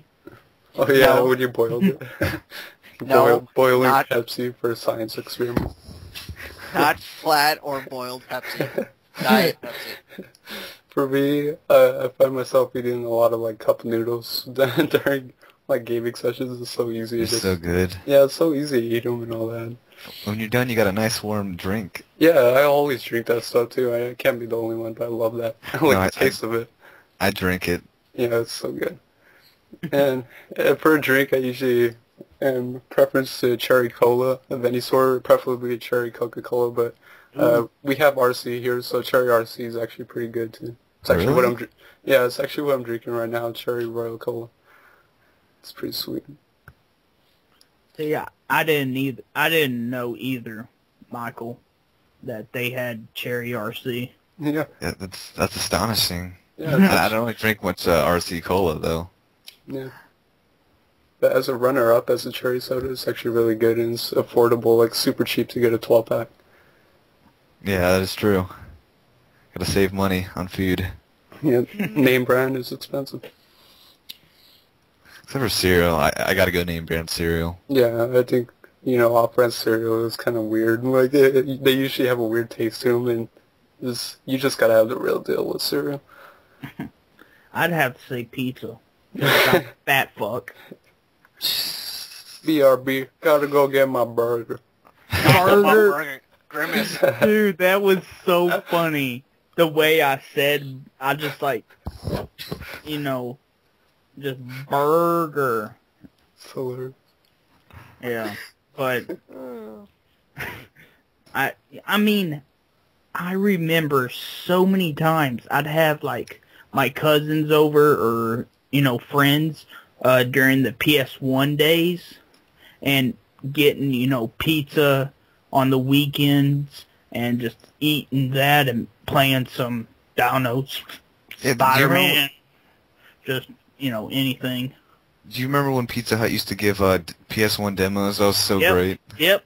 I love those things. I had the Metal Gear Solid, the one with Metal Gear Solid on it, and it would end right when you would go into the air vent after you go up the elevator, and it was like game over or whatever. And I was like, oh, that's it. And then my cousin,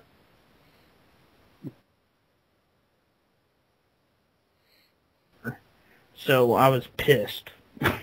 And then I got the actual game and was like, oh yeah. Yeah, I remember playing that. I played that same demo. Yeah, I swear I played that demo at least like 20 times before I even played the game. I mastered that first like 30 minutes of Metal Gear Solid. I was a complete pro. But then after I got past that part of the demo, I just got my ass kicked. I was like, damn, this wasn't in the demo. What's going on here?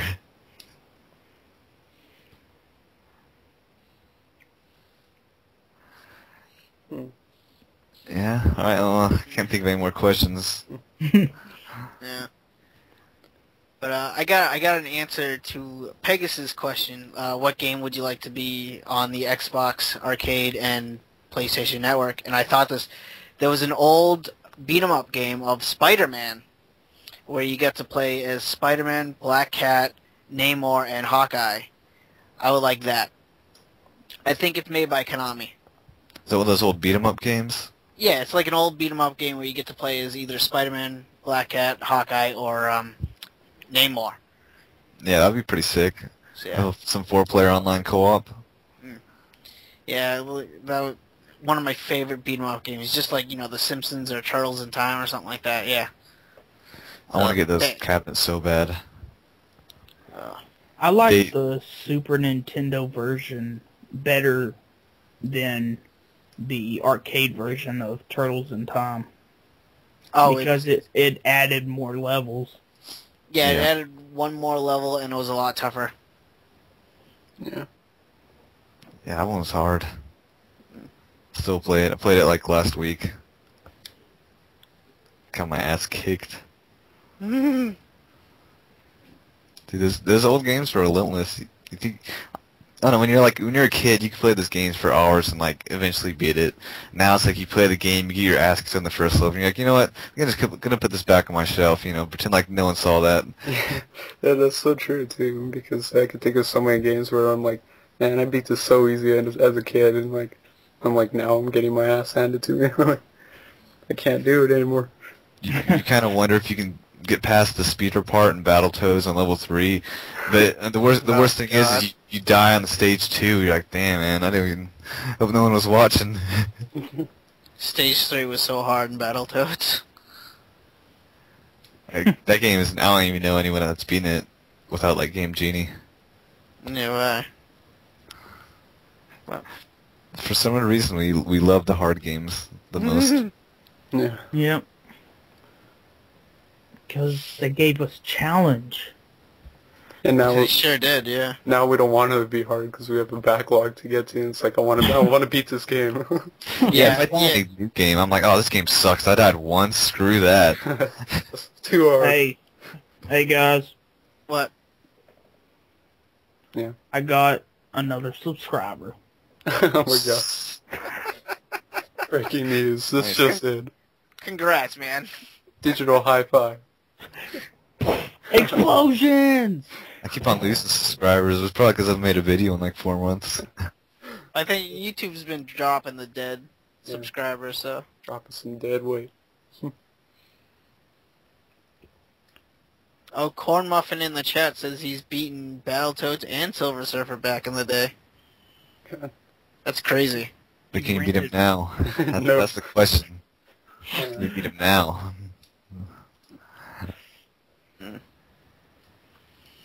See, we were pros when we were kids. I don't know what happened.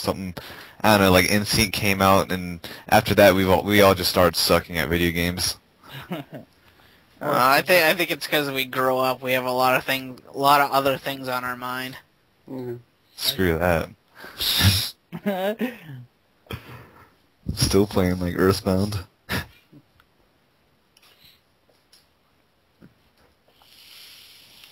Yeah, it's true. When you're a kid, you can redo the same part for hours. Yeah, you had fun. Now it's like, just stay state. Yeah. What's going on? I heard like some sort of jingle. Phone call. I got those late night callers, So, oh wait, never mind. It's legitimately my mom.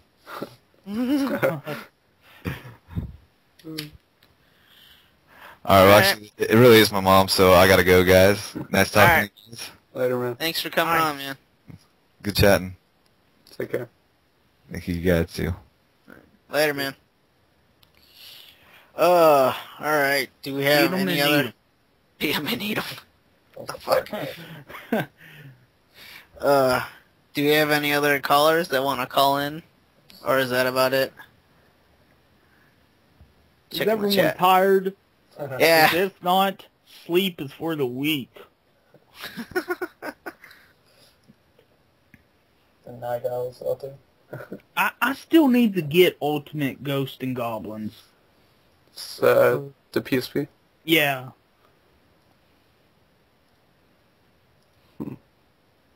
Someone wants to call in the chat. The real bad versus good. The real versus bad versus good. Tell them where to add. Clive. Yeah. Oh, yeah. If you add me on Skype, it's QuickFreeze915. All one word. You could add me and I'll add you to the call. Yeah. Man, let me tell you something. No, don't tell me. Castlevania Dracula X is fucking hard as balls. Yeah, hold on. Yeah, real bad versus good. Yeah, please have a mic and headphones. That would be much appreciated. And mute your stream, please. It says he forgot his mic. My mice isn't here. It means mic. I know. Damn it, Techno. I can slap you.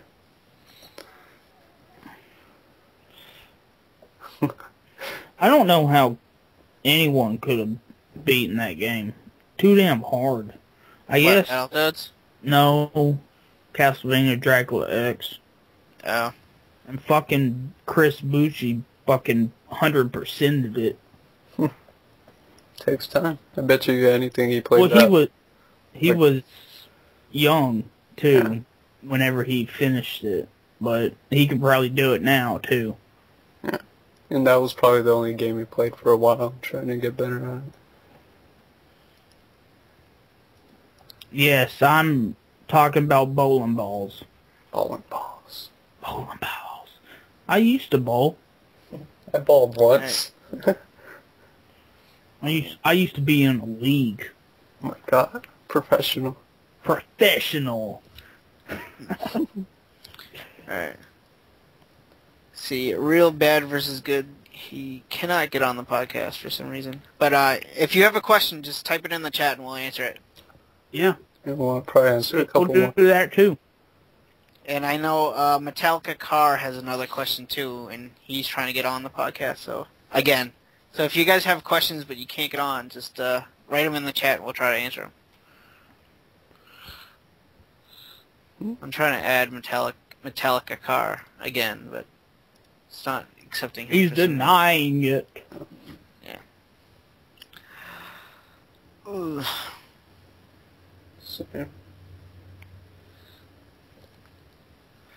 Let's see. Real bad versus good says, what is your least favorite game of all time? This is my question. Also, why? Least game, least favorite. Let's see. Least favorite, Thor for the Xbox 360 because it's repetitive, boring, and mundane. That's my question. Mine would have to be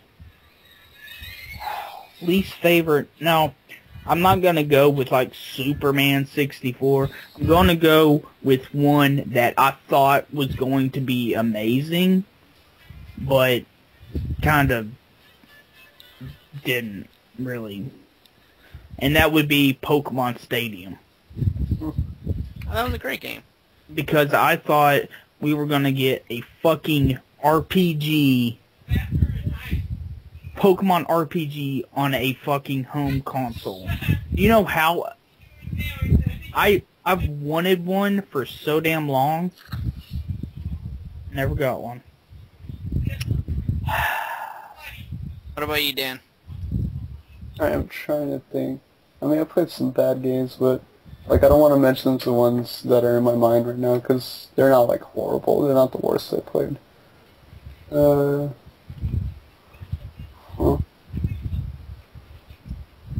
I would say. I mean, I have a lot of like bad racing games that I got from like cheap packs for the PlayStation 2.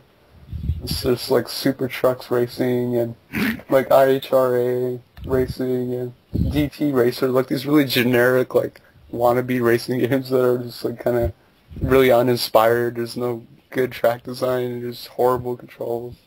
So actually those are a little worse because I enjoy actually a majority of my games. Those are the ones that stick out to me, like they're just like sorry, kind of cheap budget titles.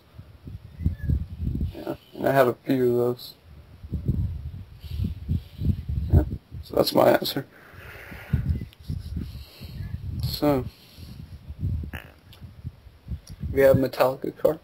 Yeah. You guys can hear me now? Yep. Yep. All right. Yeah, my question was, taking a page from Dragon Ball Z, what 2 games would you guys like to see do the fusion dance? What 2 games? Yeah. Damn, that's a pretty cool question. So pretty much a crossover. Yeah, like just like take any 2 game series, any at all, and just mash them together. Like for some reason, I keep coming up with Twisted Fantasy, Final Fantasy, and Twisted Metal. Shit.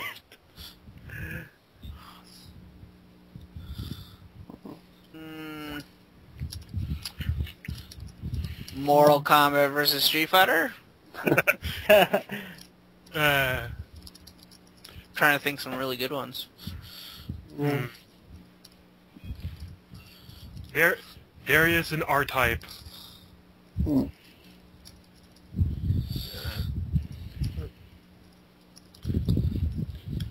So, Mario's Bass Fishing.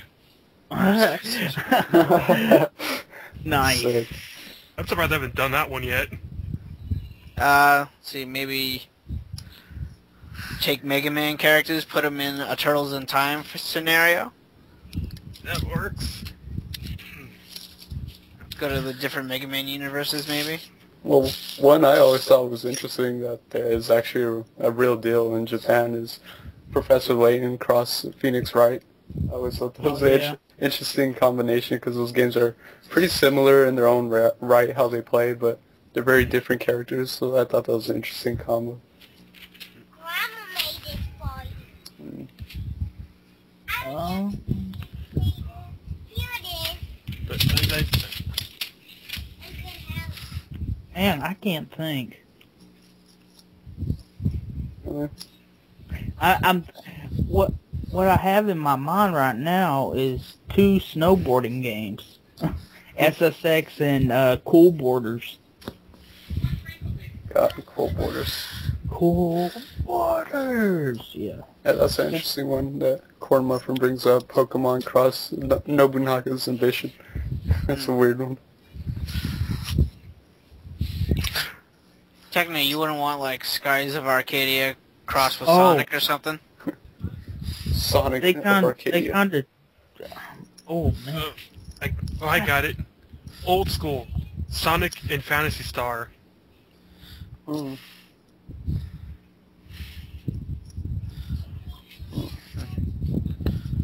Yeah. Dude, Final Fantasy and Phantasy Star. That would work. Holy shit. Phantom Justice, Bioshock, and Hogan's Alley. What the It's just like pop-ups of Big Daddies, and you have to like shoot them with the PlayStation Move or something. Amazing game. That would be awesome. Oh, I know. Spy vs. Spy and Metal Gear Solid. Dude, that'd be awesome.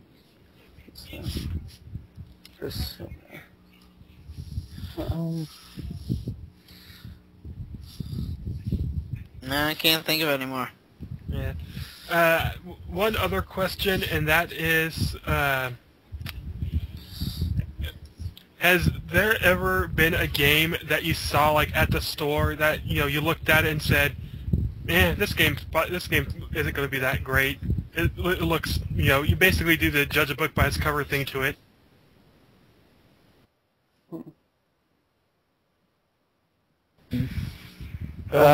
Play it. He dropped them on.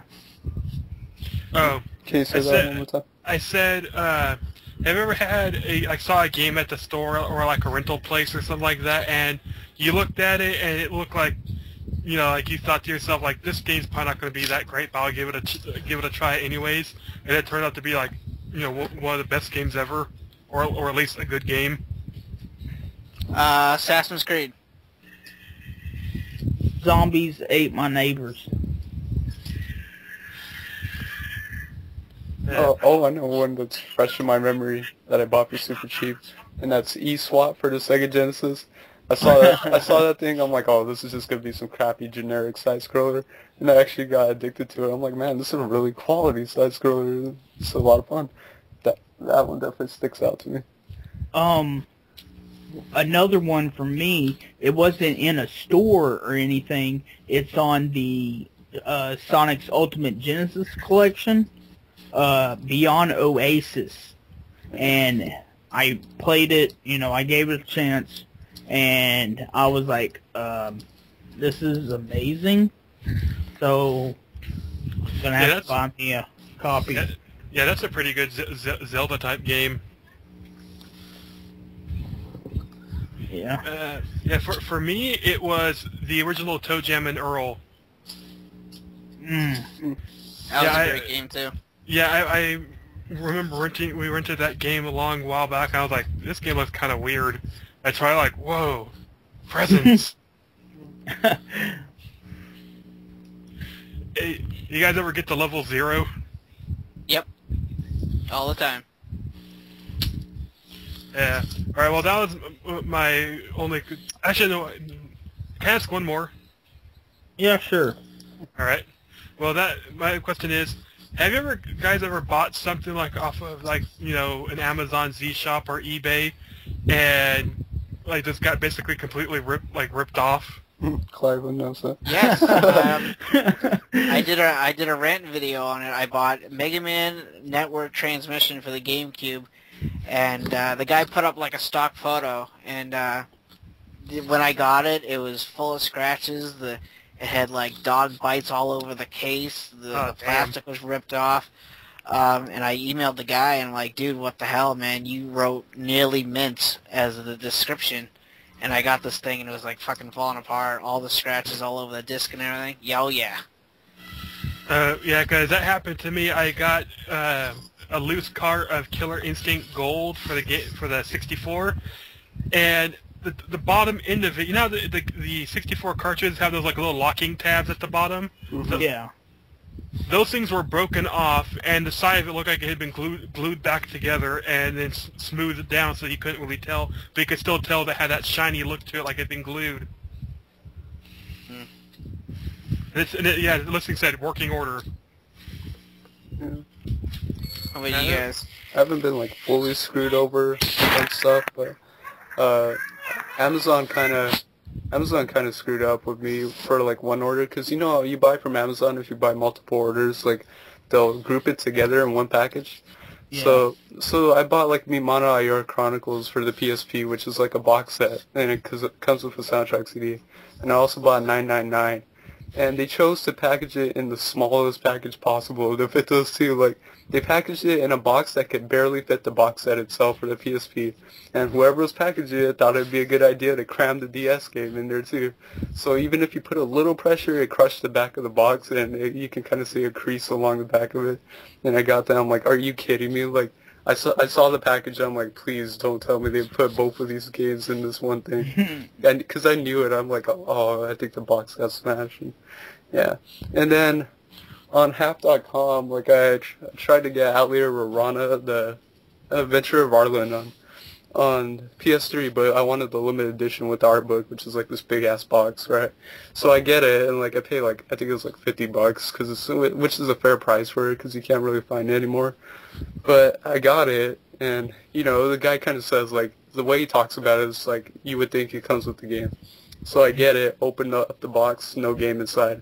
So I had to message the guy. I'm like, do you have the game? Because like, I even told him, I'm like, I know some people would take the game out of the limited edition, maybe throw it on the shelf somewhere. Like, do you still have the game? He was like, sorry, I looked, but at least he was kind enough to give me a refund. I told him like $30 would be fair, because I found And it works out in the best because I actually found a brand new copy of Athlete Over Runner for like $24. So I wound up, getting a brand new copy instead of a used copy and saving about $10 on that. So that actually wasn't that bad.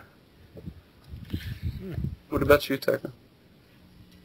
Well, I don't think I've ever had a shitty, seller on eBay or Amazon.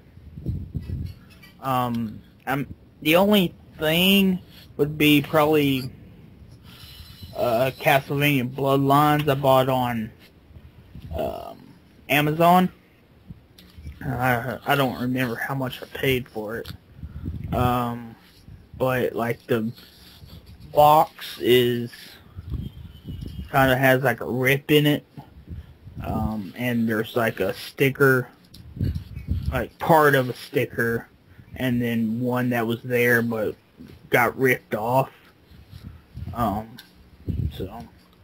But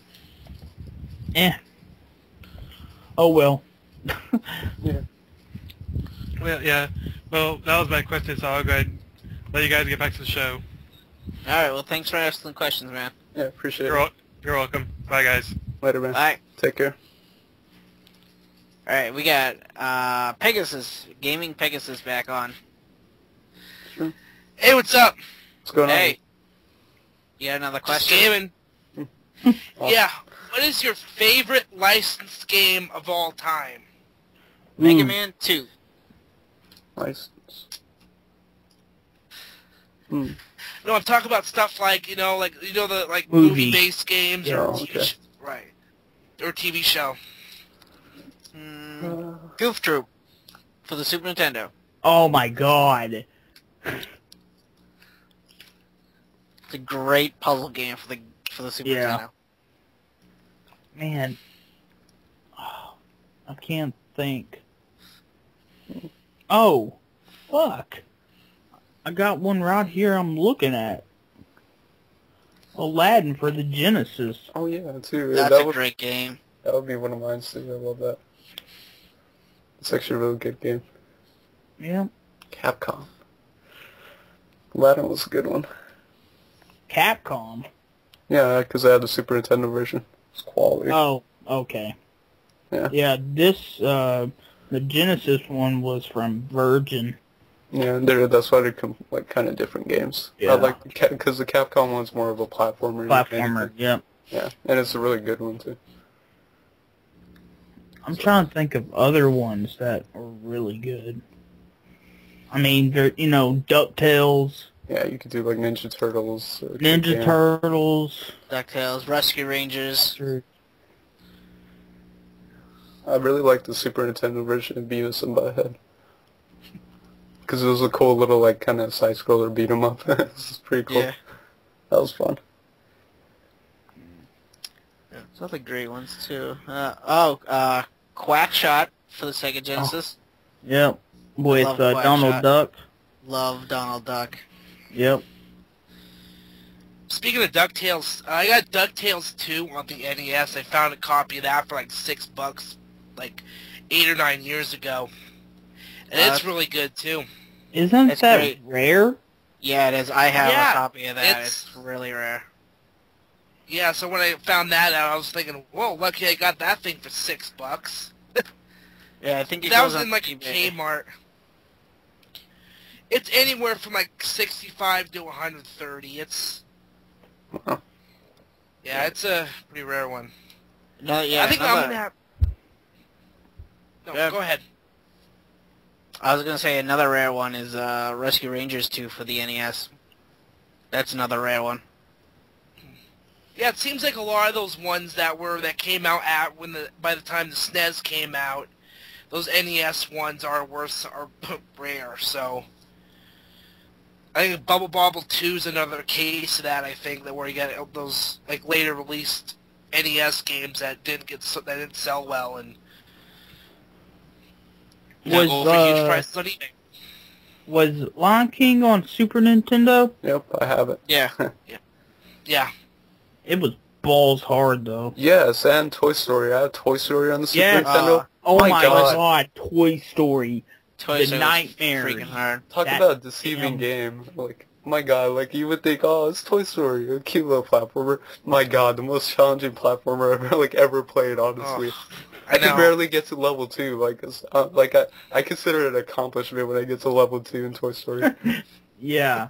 What was level 2? I don't even remember. I don't even remember. It's just a log, and that was one of the games where, like, I was a kid, and, like, I was so happy to get to, like, that level, and I bet you if I go back to it now, I just get tortured. Yeah. Oh, man. I think I have to go with, for mine, probably the Simpsons game, the one that was released in 07. That one I really liked. Yeah. Was that the one based off the movie? Yeah, I think so. It came around the same time as the movie, I think. Around that time the movie was out, and yeah. I mean, it's really good. I mean, a lot of Simpsons games have been good, some have been bad. I mean, the Simpsons arcade game is awesome, but I have Bart versus the Space Mutants on the NES, and I played that game, and the controls just sucked. It was a decent platform, but the controls killed it. When you gotta hit A and B to do the super jump, I hated the mall when you had to go over the cement. That was just hell. So I think I'll just cut it off there for me. I wanted to ask that one. I'm like just thinking of stuff to ask, and I'm like, well, why not go with licensed video games since some have been good, some have been bad. So yeah. No, that was a great question. Movie. Yeah, thanks. Street Fighter the Dude, movie. It's great. What are you the talking Saturn about? version, the Saturn version was good though, because Capcom did it and made it more like Street Fighter 2. Oh, I just thought of one. I just thought of a good one actually. Licensed by 7-Up. Cool spot on the Super Nintendo. Oh my God! That was amazing. God. I loved it. I remember renting it and having so much fun with that. Cool spot was amazing. Speaking of, like, it's kind of like, it was a celebrity endorsed game, Shaq Fu. Oh my God. Dude, The horrors of Shaq Jackson's Fu. Moonwalker. Oh yeah, that's a good one. That one didn't look too bad. That one looked pretty good. I think I heard somewhere that some of the Genesis cards had a Billie Jean, some didn't. Yeah, whatever that's true. The great scene. Why, or Thriller, I mean, yeah, why, I don't know. Oh, Adawell in the chat says, please tell me someone played Yo Noid. I have. Yeah, I've played Yo Noid too.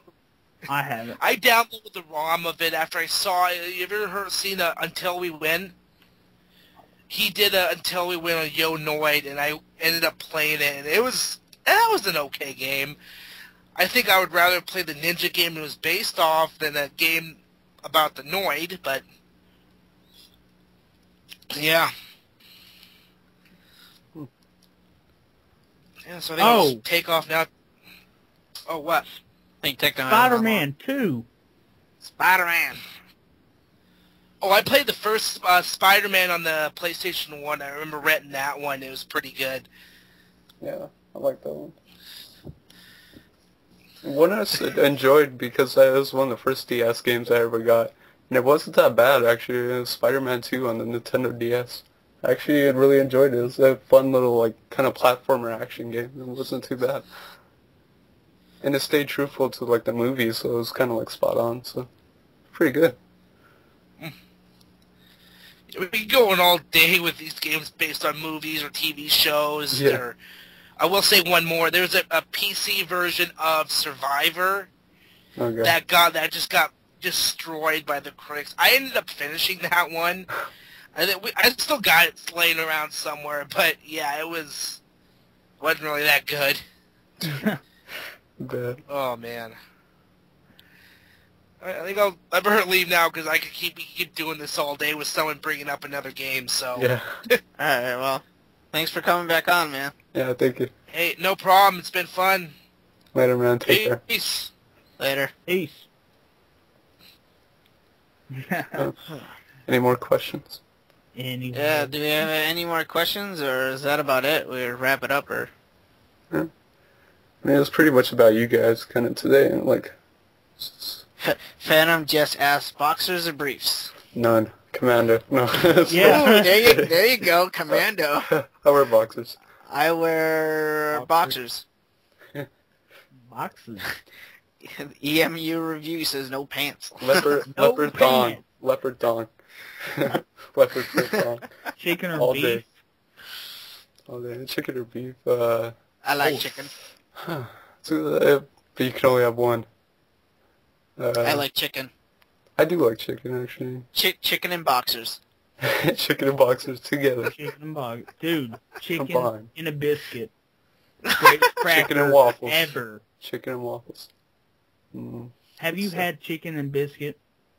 Chicken and, like, what do you mean? Like, in the biscuit? Like, dude, hold on. Like a sandwich? I'll show you. No, it's a real... Remember that KFC thing that they had with the 2 pieces of, like, chicken that was a sandwich? Talk about a heart attack when it happened. Chick-fil-A. Oh, that's good stuff. That's on the ASU campus, so I've eaten that a lot. Oh. Oh, yeah, the Double Down. See, so Metallica card does. It's called the Double Down. Let's see this. What are you sending us? It's the greatest cracker on the face of the planet. Don't lie to me. Cheez-Its are pretty damn good. No, it beat Cheez-Its. Chicken and biscuits? Let's see this. I'll be afraid to eat that. Flavor. Tastes nothing like chicken. Chicken and a biscuit. So it's just like chicken flavored, crackers. It's amazing. You need to try some. I've never seen those, like, ever. Well, look for them, buy 'em, and tell me what you think. Cheez-Its. Cheez-Its are good. See, I love Cheez-Its. Those are amazing. They're addictive, though. Because they're so deceivingly small, and you're just like, oh, I'll eat a couple of these, and next thing you know, you ate half the box or something. I do that with Doritos. That's why I'm fat. Yeah, just solely based off that reason. That's why you're fat. I love, like, Flaming Hot Cheetos and stuff like that. Yeah. Like I said, like, I've always been a hot and sour kind of guy. Like, I've always loved hot stuff, and I've always preferred sour candies and fruity candies over chocolate. So it's, like, how I've always been. Like, just the simple pretzels. I think that's the best snack food ever. Pretzels. Pretzels. I love them. Yeah, can't go wrong. Pretty good. Yeah.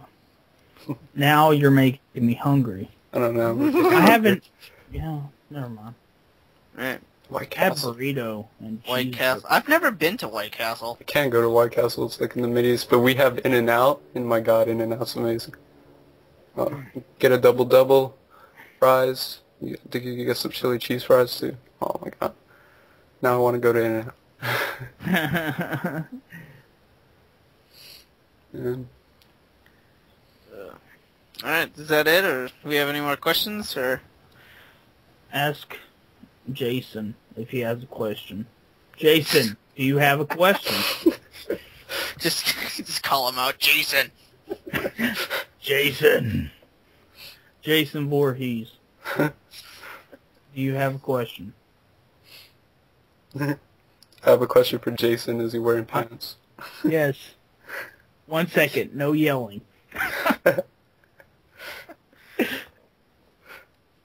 See. Okay. Okay.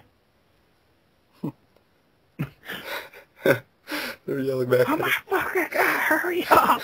Is Jason on Skype? I can add him. No pants as always. No pants as always, but my question is... That's suspense. Suspense is building. Killer Instinct or Killer Instinct? Oh, well, the answer is, to put it simply, Killer Instinct. Phantom, just how are babies made? Well, mommy and daddy. See, like the stork comes by, like flying with the baby, like wrapped up. It drops it off at the front door, and there you go. Giggity giggity goo. Mommy and daddy go to the bar. They don't return home till the next morning. That's what happens. It's probably pretty accurate in most cases. Yeah. but most time it's teenagers. So, yeah. Whatever. Killer Instinct or Killer Instinct Easy Street Fighter 2. No. That's what Adam Will says. Trying to add Jason Haney to the call. Will anyone stop the grimace? Metallica Never. asks. No, because you can't stop the grimace.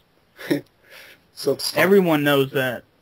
Do you see? Here's the thing. I am not Grimace. We have Grimace, a part of Grimace in each of us. Deep inside our hearts. Yeah, see? See, the Grimace is not me. It's all of you. It's everyone. That's why Mikey draws me and draws Grimace in the background. Grimace is our mascot. Pictures. Yeah, he's our mascot, which we shouldn't tell McDonald's because they'd probably sue us. We heard you have a podcast starring Grimace, so you're going to have to take that down. Take it down. Hold on, Pete. Just Oh, God.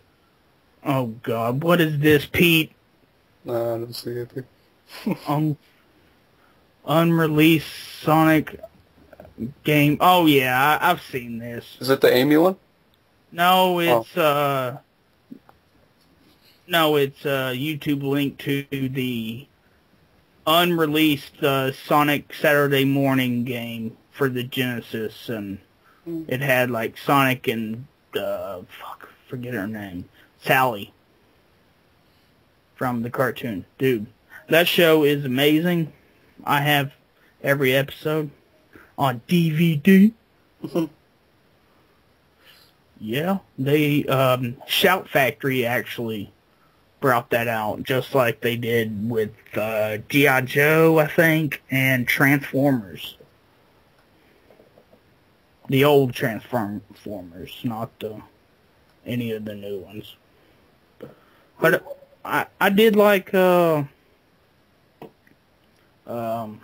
what was it called? Transformers Armada. That was pretty cool. That's for me and Techno. What? Oh, chat. Good, great, thanks. Just for you.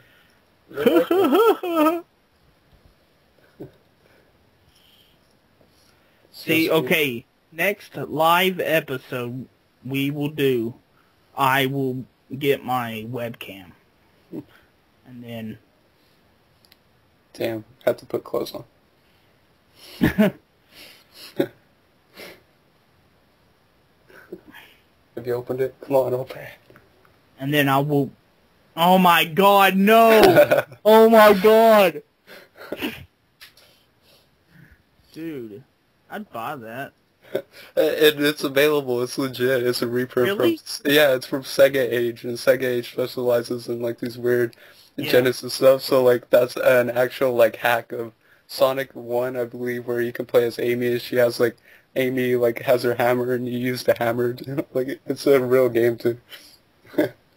That's why you need to get it, Techno. I like how it's the actual Sega CD version of Amy. Yeah.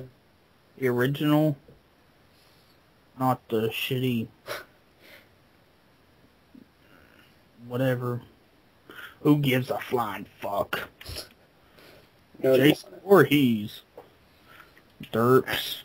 I'm trying to add Jason Heine, but it's not letting me do Jason doesn't like you. Yeah. He likes me. I'm just trying to add him. And he's like, no. Denied. No. Denied.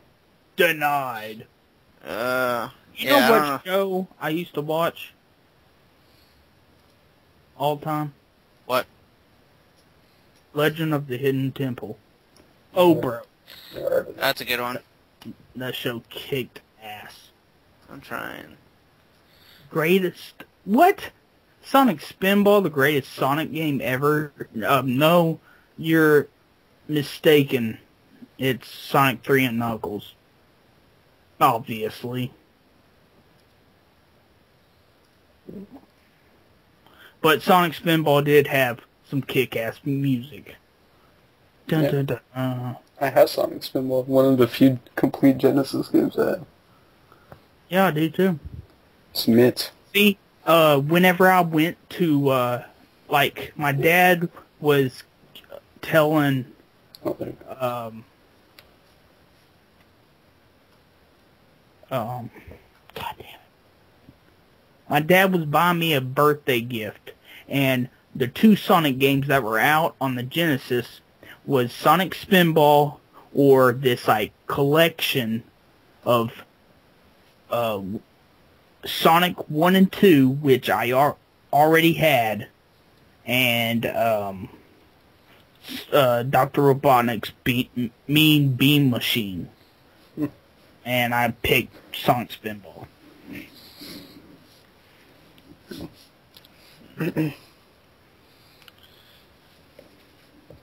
Ouch.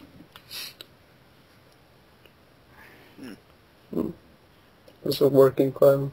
I'm trying to add Jason, yeah, I really am. For some reason, it's not letting me add him. Let me fucking do it. Yeah, Alright, try. go ahead, you do it. If you can add Jason, go for it.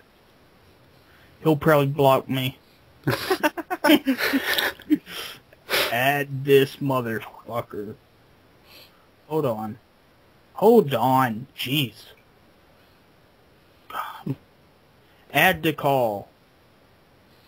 The Emo review. It's an emu. Get it right. Emu. It's a bird. Emu. Please remain calm. People saying just join the call, but I don't know, for some reason Join it's not the working. call. Jason, join the call. Join the side. He won't accept a call on Twitter and without his beanie on. Rage! God damn it, Jason. You're pissing me off. Balls of steel. Steel. Dude, he's doing it just to fuck with us. I don't think so. I hope no one is offended by my language. I am. I've been offended since episode 1. Yeah. Well, whenever it gets late, I get kind of hyper. Yeah. I'm And offended. I'm offended. Yeah. Well, Jason.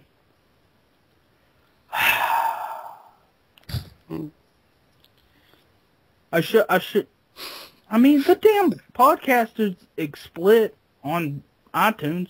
By the way, when are we gonna buy like Eventually. more bandwidth? Eventually, We will. get the money. Cormorpus says I'm offended by the English language. Hey, who? Cormorpus. Whoa, whoa, whoa! What the hell? Answer. What? Oh boy. I'm confused. I know, confused. He wants to add the... Wait. They're calling me... I don't know. Can I You try. people out? Well, I need to see if he's in here first. Try it. Oh. Hello? Well, hello. Oh, there we my go. God, it worked. Oh my God. For the love of Christ, I wasn't getting the invite, people. I'm not freaking troll facing you. I'm actually troll face on. What's up, Jason? How you guys doing? Doing pretty good. Awesome. Thanks for letting me be on the show. I just got home from work, so, you know, pleasure to be here. Thanks for hopping on, man. Yeah, definitely. How are you guys? Doing pretty good. You got a long episode, but pretty good. Yeah, this is like the longest episode we've ever done. Yeah.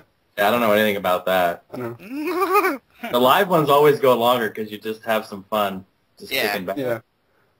Okay. Well, I know how this goes. I won't sit here and blah blah blah. Blah. I'll ask my question. So, I've been thinking about it. I have some questions about the birds and the bees.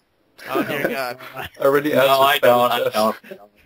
I don't. I'm just kidding. No, I do have a serious question. Actually, this question is so tough that I can't even answer it. Oh my god. The answer is 42. It's pretty close. The question is... Well, Jason... What? I don't know. I'm not bringing it up ever again. That whole joke is been down in the dirt ever since. It's going down. It's going down 40. Sunday. What joke? What are we talking about? I don't even know. He's asking you about Lord of the Rings. Oh, for fuck's sake. Yeah, I'm putting an end to it. You guys know. Yeah, I know. Yeah. Yeah, we know. We know. For everyone, you know? Yeah, Sunday. Yeah. Down. Yeah, I'm going to be sitting there with my troll face the whole time. Okay. All right, what's your question? All right, the question is, if you could play one racing game, any platform for the rest of your life, one racer, that's it. What racing game would that be? Dude, It's so difficult that I can't even really answer it. I mean, if I were to, I would say, if I could only pick one, I would pick, Flat Out Ultimate Carnage, Motor Storm, Hydro Thunder, Rush. Only one. I got one I used to play a lot when I was a kid, and it's one of my favorites. Top Gear 3000 for the Super Nintendo. Oh, wow. Out of left field, yeah, I didn't expect that one. That is a good game. I love that. I love that. One of my favorite racing games. Yeah, that's a good game. Good game. I have so many that come to mind. Like, I know it's difficult. I know when I got the PS2, like I bought actually nothing but racers, and I had like a lot of racing games on there. But I was like, it's so nostalgic for me. I loved Unit Racers on the Super Nintendo. Oh shit, classic! Right like there. it's such a good game. It's published by Nintendo, and there were a lot of like hidden jokes at Sega in there. There was a hedgehog mode where you input it. It's basically like a super slow mode and just kind of poking fun at Sega. And if you tried the name entry and tried to put in Sega or Sonic, it said the name wasn't cool enough, basically. So, yeah, you guys want to talk about troll faces? Shit. that was big trolling right there. Yeah, that's pretty cool. That's a great game. One of my favorites on the Super Nintendo. One thing I really liked about that game also was the music. Yeah, oh my god. I really enjoyed that, the kind of just straightforward rock kind of music that they had going on there. Yeah. God, great game. Good pick there. I love the intro theme. Yeah. Dun, dun, dun, dun, dun, dun, dun, dun, dun. Yeah. Love it. Oh, good shit. All right, King Squeak. What about you, bud? Oh, man. Probably either Mario Kart Super Circuit or the original Hydro Thunder. Hydro Thunder! Oh, wait, hold on. Choose your boat! Choose your track! The Dreamcast version of Daytona. Daytona! Let's go away! Let's go away! Every racer, I got to sing a theme to it now. Yeah. Yeah, that's a good pick, too. Before it came out on the 360, recently, that was really the port to have. Yeah. And if you could get over those crazy controls, it handled the same way it did in the arcades. It's all fucked up, It's so unnatural. It really is. It's just like you let off the gas and hit the brake, and the car just instantly stops, and then it's just weird, man. It's just weird. But what a great game. Great pick there. And you can't go wrong with that. Again, great music, too, on that one. Love that. Yeah. Good pick there, you guys. Awesome. Well, hey, I appreciate it. Thanks for letting me on for the brief time. You guys are awesome. Thanks for doing this. We all appreciate it, all right? Thanks for joining us, man. Thanks. Yeah, you guys got it. Have a good night. Take it easy. Later, man. You too. Awesome. Need for Speed Hot Pursuit 3. Oh my god, that was a good one. Yeah, I love Need for Speed Hot Pursuit 2 on the PlayStation 2. Oh, I totally forgot about one. It's my favorite Need for Speed. Most Wanted. Really? I have all of them, and I could probably do like a full overview, like review on Need for Speed. Like I literally have like the majority of them past a certain point to like Pro Street. And I actually really liked the original Underground just because I thought it was like a really arcadey racer with the kind of, it was a new thing at the time to see like the street racing scene like that. It was all because of Fast and Furious. Yeah. And that's actually, believe it or not, they made a Fast and Furious game, and I think it's on the PS2 by Bandai Namco. And surprisingly, it's actually a really rare game. Like it goes for like 50 still or 60. It's really rare. Yeah. You want to know the whole story around King Squeak? Why don't you tell? I told Phantom Jest about it. In high school, senior, I was our class is class '08, yeah, prom king. Yeah. And that's where it comes from. Yeah. That's so anticlimactic. Like I was totally expecting something epic. It's like, yeah, I was king, you know. Dude. Good stuff. I want to say another. Phantom just said this in the chat. Star Wars: The Pod Racing game. I love that game. The one for the 64 and for the PlayStation 2. I played them both, and I love them. I always played as Gasgano. Oh God, what about Wave Race? Wave Race on 64. Yeah, I never really got into Wave Race or Need for Speed. I love Wave Race. DC, baby. And I love Need for Speed 2 on the PlayStation 1 because they had like all these weird cheats. Like, I think I streamed it one time, but like, they had these cheats that you can enter and you could like race around the track. It's like a big ass T-Rex and stuff, or like a wooden block. Well knows his shit. Oh, rock and roll racing. Nice. And there's a lot of I have a lot of racing games. So. I guess one racing game, I wouldn't really call it a racing game. The simulation. I played the shit out of because it came with the PS2. Gran Turismo 3. Respect. But I actually really prefer Gran Turismo 4. And really? I think that's my favorite. I have Gran Turismo 1 on the PlayStation 1, and then 3 and 4, and I love 4. I never got in any of the Gran Turismo games. Yeah, it's not for people who like don't really like the really true like super kind of realistic racing.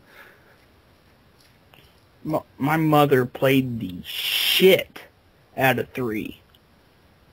Like I'd come home from school, she'd be fucking in the living room playing. It was awesome. Very, very cool. Yeah, dude. Prom King Squeak. Jason Heine wants your mother to call him. Why? Look it up. Oh God. Your guess is as good as mine, man. I just got that. It just popped in my mind. I was like, oh God damn it. I hope you did get that. Damn it, Jason. Alright, is that about it? Do we have any more questions, or? Oh my God. That's probably it. I'd hook it up. She's a gamer. She's a gamer. Give me them digits. Give me them digits. Give me them digits. Shit. Oh, you can tell it's getting late. Hey, you can have my grandma, Jason. She's a gamer too. She plays Zelda. Oh man. Yeah. I think that's it. Yeah. What do you say, guys? Should we end it here? I think that's a wrap. I could be your step. Oh yeah, that would be cool. I would allow that. Yeah, like what Jeff said, we're entering weird territory now. That's a sign that the podcast has gone on for long. All right, yeah, let's end the podcast. We're going about almost 4 hours, you guys. World Record Edition podcast. Yeah. Okay. So yeah, that's about it, you guys. Me, Techno, Nostalgic Dan, we want to thank everyone who's joined us tonight. We really appreciate it. Personally, I didn't even think we were gonna get all these people. I was the same way. I'm totally shocked. But yeah, thank you guys for joining us tonight. It was amazing. Great. Yeah, it was totally. Great. Best episode ever. Yeah, hands down, this is probably my favorite episode. Yeah, because we talked to pretty much our listeners and the community. Are we gonna put this up on YouTube? Dude. I'm gonna spend all weekend off and on editing this thing. All right, it's gonna be up there. I just don't know when. No, you don't have to edit it. Dude, there's long pauses. It's too bad you don't have a software where you can spot the waveform of it, and then you can just go in and take out the really long pauses. But yeah. But yeah, if they have 24-hour videos of Enya and Cat on YouTube, I think we're okay. Yeah. So I think we're okay. So that's episode 25 live. Episode 25 live in the books. As Pete says, don't edit it. Trust me, it's better to just live. All right, that's easier on me. Yeah. Yep. That's what I would say. All right. Cool. Yeah. We'll definitely have to do this again sometime. Yeah, it's a lot maybe of fun. 52 or something. Yeah. 66. Some weird number. 66. All right, guys, that's it. Bye, guys. Bye, guys. Have a good night. Okay. Bye. Good night. I love you all. Yes. Thanks for joining us, you guys. Later, everyone. Have a good night. I love you. We'll see you guys around. Till next time, take care. All right. Stop recording.